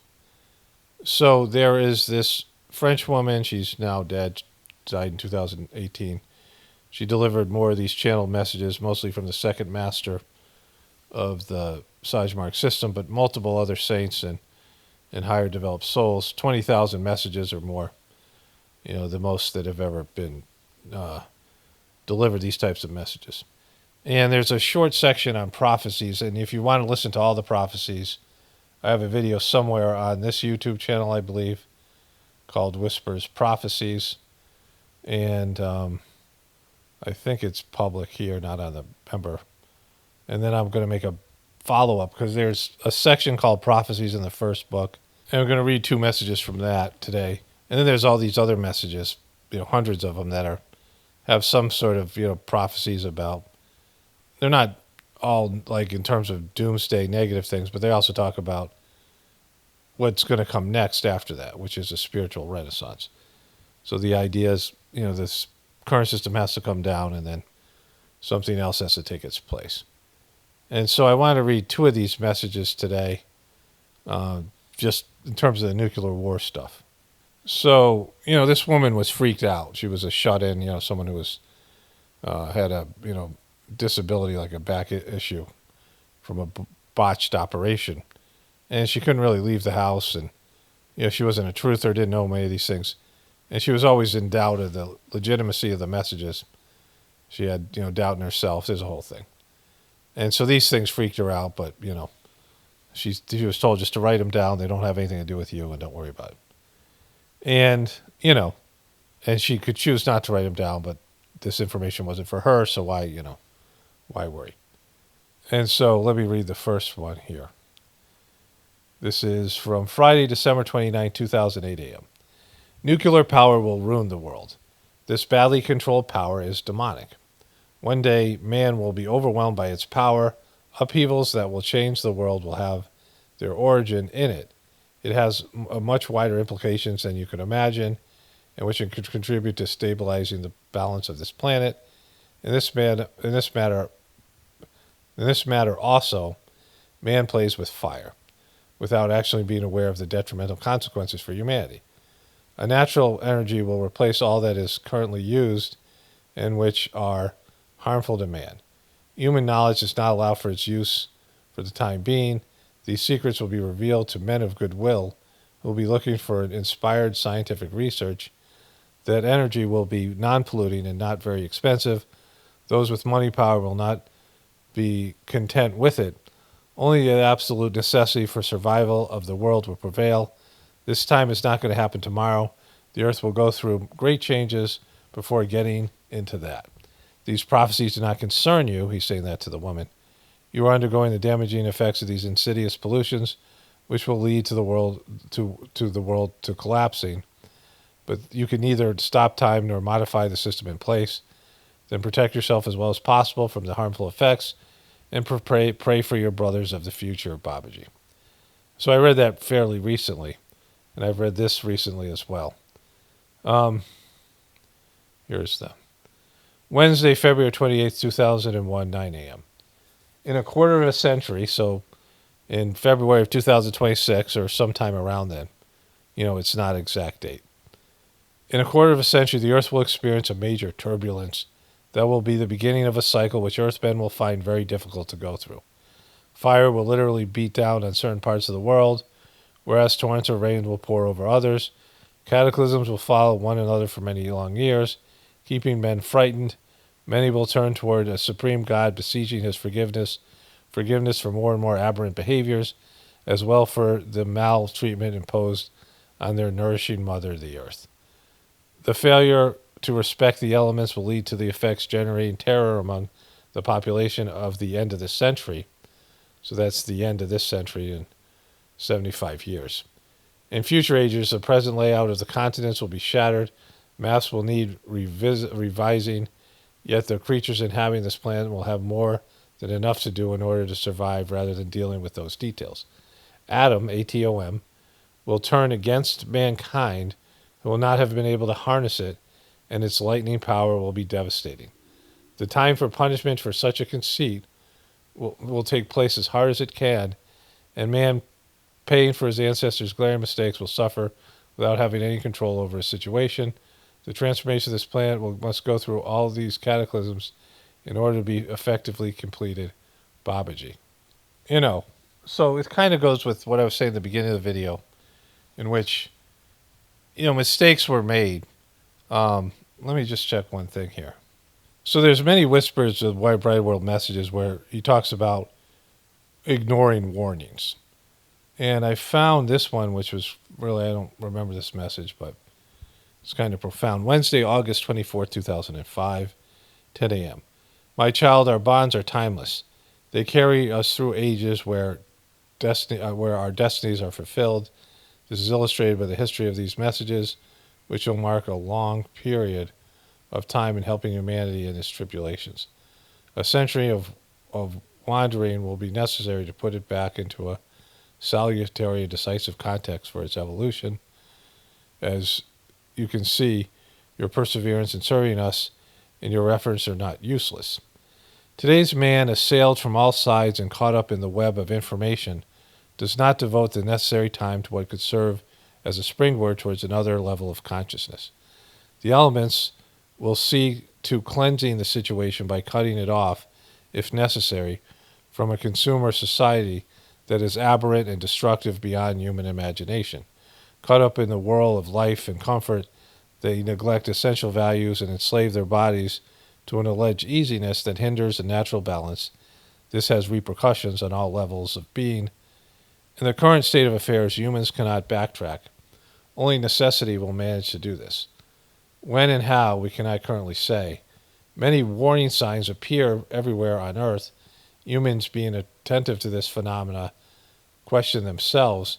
They consider them as the hand of destiny in the face of a sad situation in this world. Many brothers and sisters attached from frivolity and excess associated with this world in order to always go further in a conquest of the world of spirit. The spirit will not disappoint them. All will be enlightened and strengthened in this process. So that was one of many messages in which he talks about these warnings being ignored. It's just said over and over again, which is just obvious, right? You see it, like I just said in the beginning of this video. And so, there's this idea that we have a choice, but then there's like it already happened, and just, like things are going to happen no matter what. And so that's the other part, like the compulsion to make things happen that have to happen. And so to go in a certain direction to create a certain level of disconnect and go in a wayward direction that leads to a collapse and a moment where you hit rock bottom. Collectively, we all hit rock bottom, and then we want to be better. We strive to be better.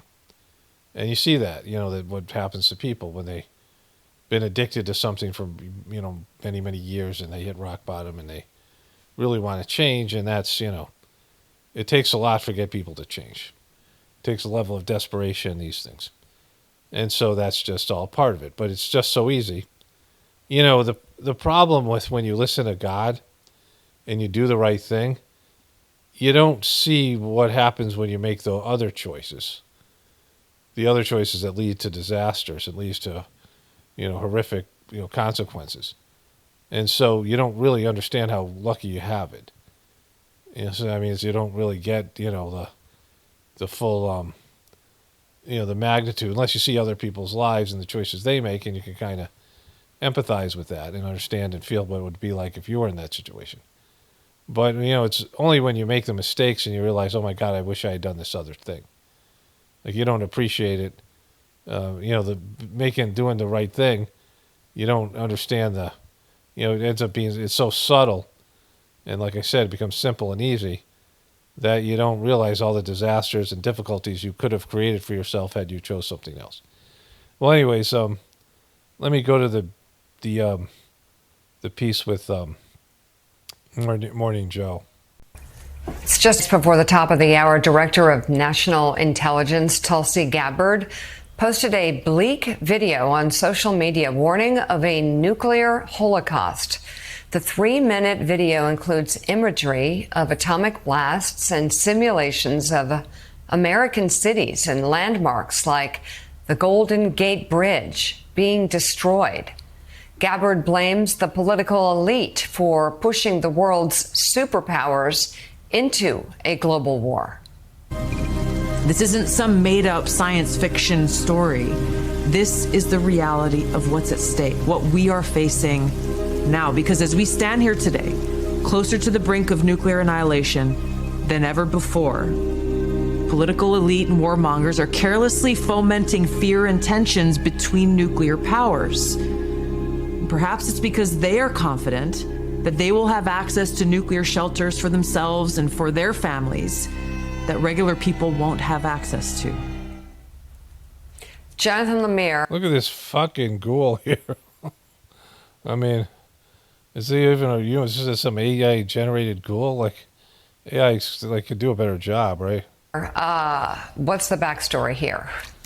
So she went to Hiroshima recently, and that's what she says. Well, you guys could have played the whole 3-minute clip. The part that's worth seeing, I mean, everybody should see the middle part. Like, that's excellent. Like, I didn't know that existed. The part where she talks about, what happened in Hiroshima, which is, everyone should be aware of it. And then the middle part the part after that where she talked about the atomic yield, the nuclear yield now, of what it could do in terms of these weapons they now have. Like, as bad as that was. So, I mean, if this is going to happen, like I said in these Whispers of Brighter World messages, like, it's a definite, like, not a, the Whispers of the Brighter World messages, they came out in 2005. She started to give these messages in 1994 or 5, and she'd give one a week. And she was like thinking she was going crazy. And some woman showed up, another practitioner in the system said, Babaji told me to come over here and tell you that these messages are real. Like, some other practitioner who just, was also good, was a medium. And she, the third master of the system, who, the other masters had the ability for intercommuning, and he was bummed that it wasn't happening for him, and he doubted it at first. It went through a whole thing. And the book came out, and people were, even though Babaji, the second master, intercommuned with Jesus and Krishna and Buddha and Swami Vivekananda and all these higher developed souls, and many people, and many souls that are higher developed that don't have aren't famous on a human level. And, he was regularly doing that, and he wrote about this in his diary. It's a part of the system. People were kind of a little bit freaked out. Some people quit the mission over it. And almost nobody wanted to talk about the prophecies. Like, I talked to people about the prophecies, and I thought these people who believed, some of them really loved Whispers, these books. They just loved them because there's very loving messages and inspirational messages. That makes up the bulk of the book. Probably about 70% of it's that. Like, it just these, just what the spirituality can do for you and talking about love and, all these things. And there's lots of people who like those messages. And I like those, but, the prophecies are far more interesting, But I talked to people about it, and not one person I talked to was willing to prepare for it. Most of them said, they're fatalism. So the prophecies didn't do anything for the people in the mission. Of course, it's gotten hijacked by this guy Dodgy, who's taking the thing in the wrong direction, and all the things I've talked about in other videos. So it's the whole thing is kind of interesting, right? But these messages aren't, people can look back at them and say, oh yeah, this is, if everything that is predicted in these messages comes true, there won't be much of a world anyway. And I don't know if people will be aware of it. And it will, validate some prophesical aspect of these messages, which is okay. That's kind of a neat thing. But, none of it is, the only thing that you need to know about it is, you should certainly prepare any way you can if you believe in them, right? If if you're someone who believes in them. But also, be aware of that there is something bigger at stake here, and the end of civilization has a point as a part of a plan to create a movement where human beings embrace spiritual nature because of, wanting to redeem themselves, like beseeching God for forgiveness, right? Being aware, yeah, we fucked this thing up. We should have never did it, right? Like when the nuclear bombs hit, as Tulsi Gabbard described, and you see that, what happens to the people there and the land, like if a whole city disappears in America and these cities in other parts of the world, and there's all these people, and then there's all these, post-apocalyptic nightmare scenarios, everyone should be aware of it. There's nothing wrong with being informed about that. Her bullshit thing about the political elite kind of wrecks the good part of the video, and it doesn't make much sense, right? But, that other part is something people should think about. We have these horrific weapons, and we have a bunch of fucking morons who are in charge of them, right? And so, this is a bad situation. Why she's posting this. But in most ways, she's accused of parroting Russian talking points here, that it has been from the Kremlin throughout the conflict in Ukraine, that the West, that the U.S., that NATO is trying to push Russia by, punishing it for invading Ukraine, therefore putting the world on the brink of an atomic conflict. That is what... These are not Russian talking points. They might be saying it, but the reality of the thing is, when Joe Biden wanted, Russia was not going to let the Ukraine join NATO, and they shouldn't.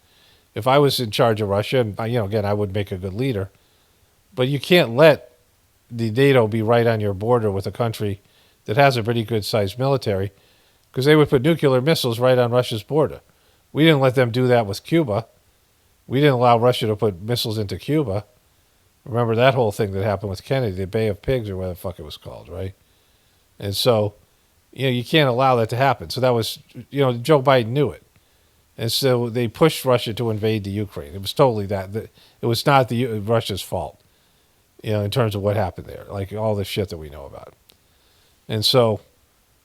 That's what she's saying here, that she's afraid that the, quote, elites want this war. And this is a warning to the U.S. and the West to not punish Russia for not agreeing to a Ukrainian ceasefire, because if Russia is punished... She didn't say that. Like, she didn't say anything to do with Ukraine and Russia. You can infer those things.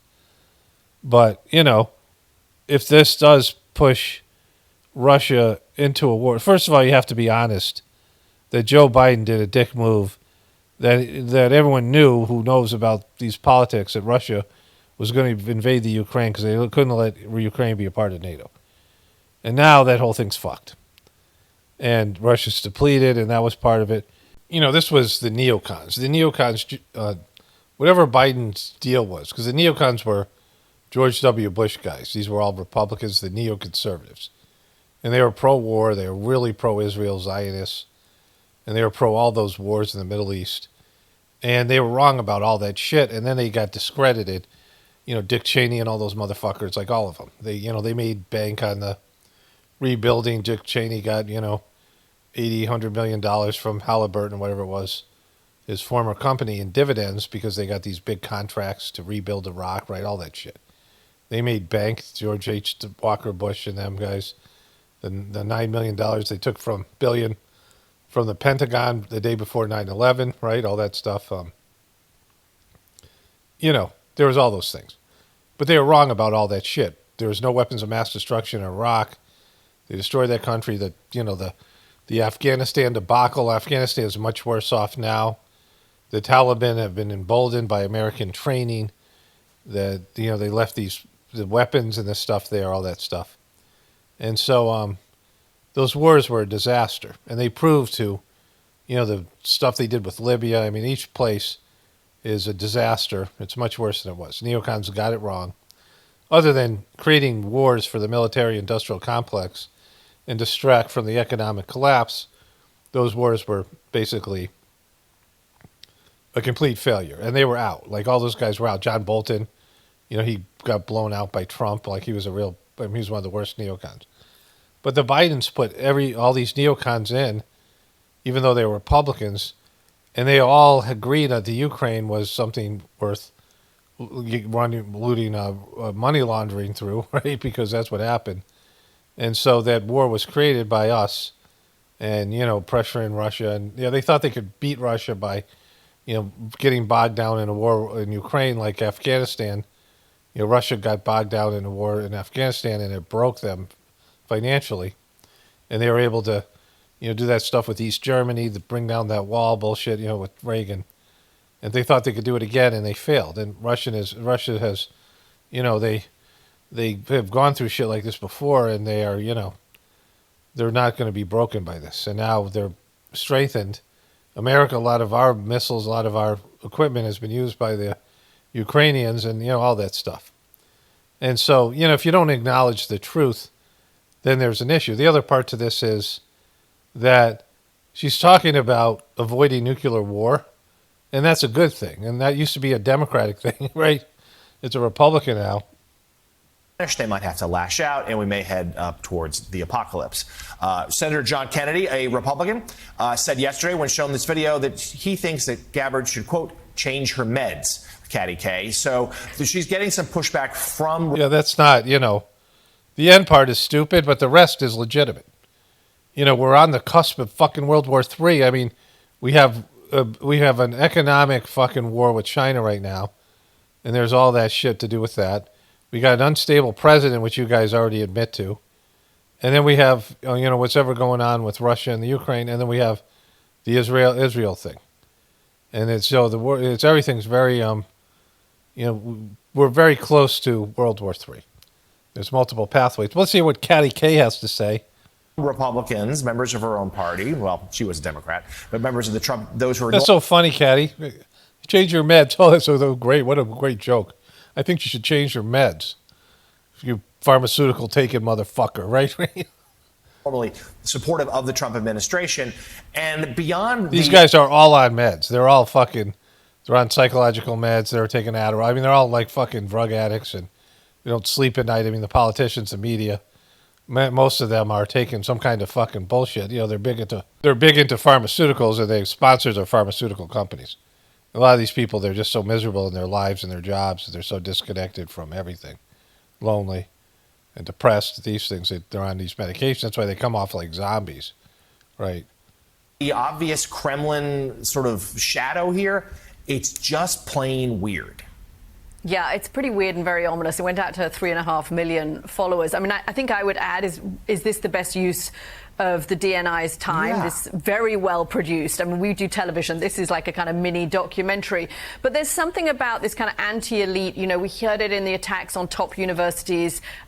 It's not about universities. I mean, that's what they say. Here they show the vaporizing everything as its core. It comes from the kind of populist strain of the Republican Party at the moment, or at least of the White House at the moment. And there's something even stranger, which is this idea that there is some kind of secret cabal that is behind the scenes pulling the strings, and yet we have Donald Trump in the White House. Okay, so, there is a secret cabal. She makes a good point here. She's suggesting that even though Donald Trump is president at the moment, there's still actually this kind Exactly, the deep state bullshit. Because Trump is controlled. Like, she has to admit Trump is controlled. Like, this is an excellent point. But you have to admit there's a deep cabal because there's people with money and power that far exceeds what's going on. And, there's families and institutions that have more power than, in old-time power that, these presidents and these politicians and stars, celebrities don't have. There's a whole nother level of hidden power and money, which you guys would never acknowledge. Catty K. a group of secret elites that's running things. I mean, that doesn't seem to add up. So the whole thing is pretty It totally weird. adds up. She's just lying about Trump. And when Trump said, what kind of way is this to run the world? Right? What kind of way is this to run the country? When he lost the election to Joe Biden and they was getting shut down at every turn. And he was like, what kind of way is this to run the country? That's why he's trying to grab power. The only reason he has it, because the people who are running the system know the system has to be taken down. Like, they know that there has to be a new deal, and people aren't going to accept a new deal without a bunch of fucking hardships. Like, you're going to own nothing and love it, was what the World Economic Forum had to say. So Weird. I agree with the senator. It's kind of odd. It's kind of odd. It's kind of odd. See, they have these British fuckers that come in here. Not just that. They have people from other countries telling Americans what's going on with America, right? They have this. They remember they did this with Piers Morgan, and they have these people, and they just they sound more intelligent because of the royal accent. She's one of the elite persons herself, right? I'm sure she comes from old money. So here it is. Catty K's family history and her father's background are mentioned in multiple sources, indicating a potential connection to wealth and influence. While her personal wealth is not specifically detailed, her family background suggests a certain level of privilege and a connection to influential circles. Her father was a British diplomat and her mother was a journalist, according to her LinkedIn profile. That indicates a family with strong career paths in international affairs and media, which often leads to opportunities for advancement to higher earnings. She has a Swiss citizenship, this stuff here. But her father being a diplomat means that he comes from some sort of, the royal connection. So her father is Swiss, and, these things that they, these other, whatever it is. You can do an AI deep dive. If you pay a little money, it'll do a deep dive. You give a little throw a little jing, throw a little coin the AI's way. But, you can just see the way she talks. She's well educated, and she talks like someone of those Brit, she's from the aristocracy. And so, it's just all a big fucking mess here. Okay, so as you can see, you won't see us spinning here on Morning Joe at all. So I showing you that Morning Joe thing, that meme.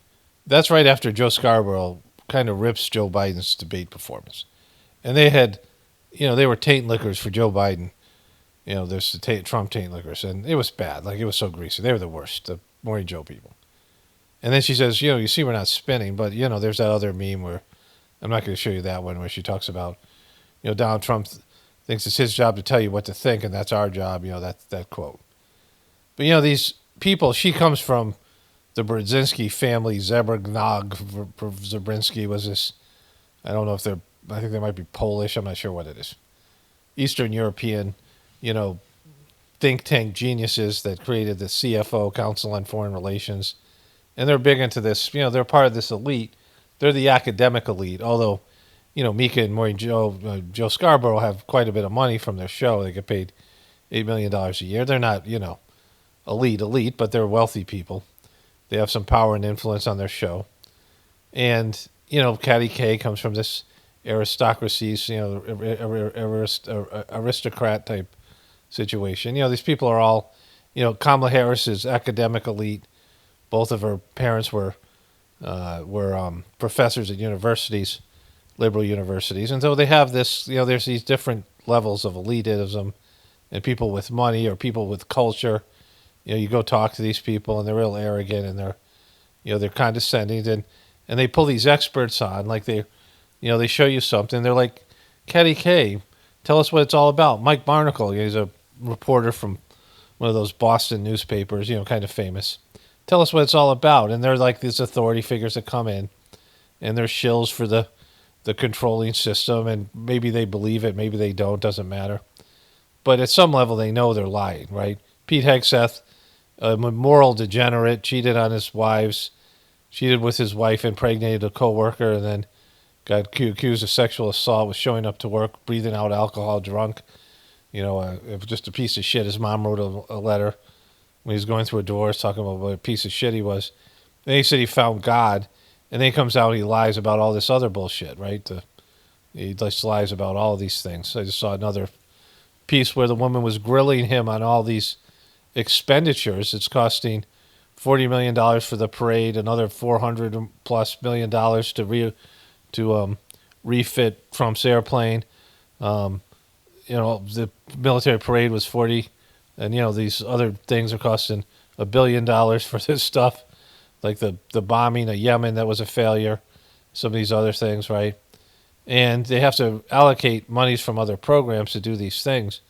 And she was asking about it. He wouldn't talk about it. He just gets aggressive and goes back to what a piece of shit Joe Biden was. And he's supposed to be a man of God, right? All these people.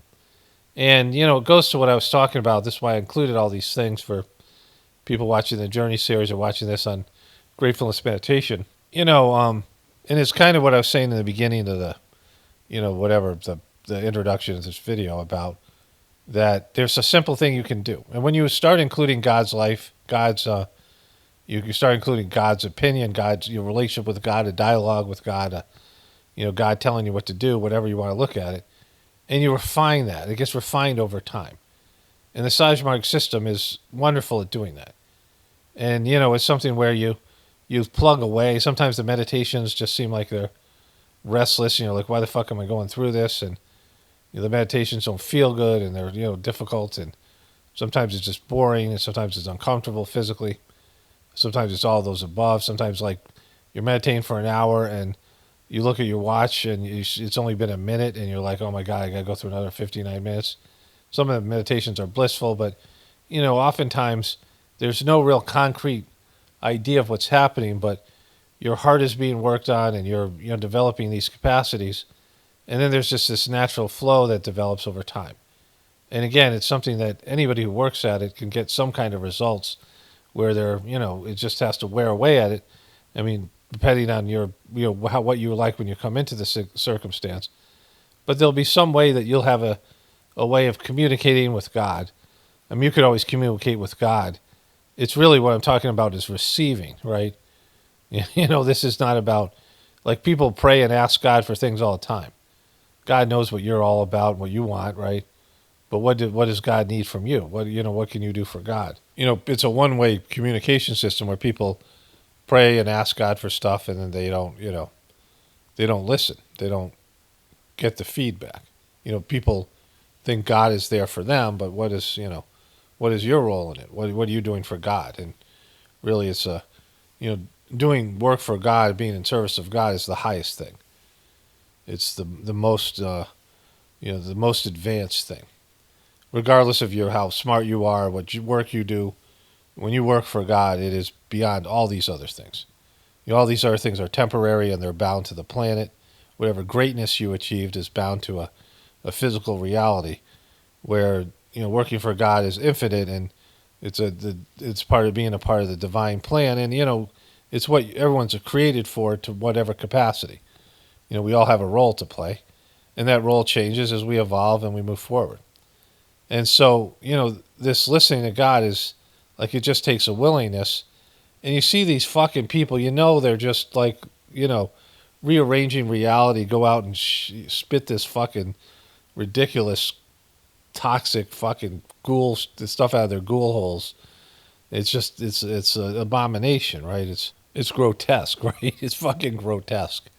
These people are grotesque, right? That's why I make fun of them and say the things, because, it's not about just the dumb fucks that listen to them, but it's the evil and the grotesque shit they're just spitting out here that, that on some level everyone knows that it's wrong, and you suffer consequences from it. You don't sleep. You feel guilty. You feel lonely. You worry about the bad things going to happen to you. Like all these things happen when you're just like diving in and working for evil.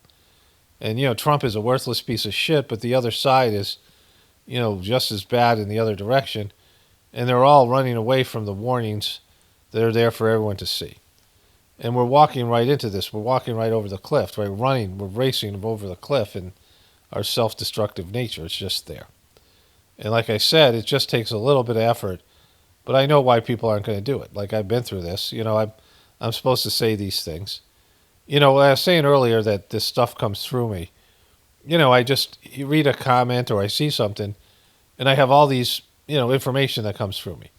And, I have a specific mindset, and I make jokes, and, some of the stuff is, it's me as a conduit having a personality and whatever. But the information flows, and it's just, every day I can produce hours. I can produce 2 hours of content. I can produce 4 or 8 hours of content and just have, after a while I get worn out, I get tired. But the information is like never ending. Like I don't get writer's block, and, there's just a flow to it. And, it comes from, this practice that I do, the Sajmarg Gratefulness Meditation practice, but also, willingness to listen to God, right? Like there's, I have being a completely incompetent person before I started doing the Sajmarg meditation, a total underachiever, someone who was underachieving. I had talents and abilities, but I wasn't putting any of them to use. And I couldn't really function. I could barely do anything. Like everything stressed me out or whatever. And I couldn't live a normal life. Like I was overwhelmed by things, the noise, I could work a job or I could go do something. I could do like one thing a day.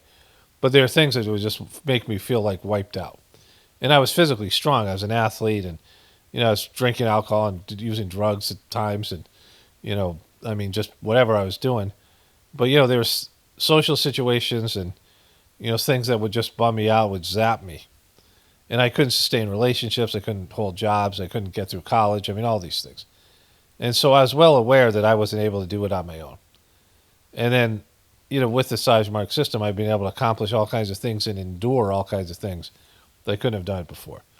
And the Sajmarg system helped me connect to the divinity within me, and then the cleaning aspect helped to erode a lot of these, things that were blocking my ability to perform in these different avenues and live a moderately normal life. And so for me, it's been very easy to understand that, without God, like I suck, like I'm not capable of, So, I've had that blessing. It's been a real blessing because I'm well aware of what me without God is, and it's not great. But, when God is included in my decision making, then I'm capable of so much more. And I know that everyone else is, but it's, hard to convince people because their egos don't want to hear it. And as long as there's these distractions and these things in the system, people aren't going to do it. So, but like I said in the beginning, if everybody did it, the world would be transformed. But, these things are going to have to be taken away for people to get motivated to embrace a relationship where their ego just doesn't go and run amok and make bad decisions. That you have to include God in everything, and even down to the smallest of details.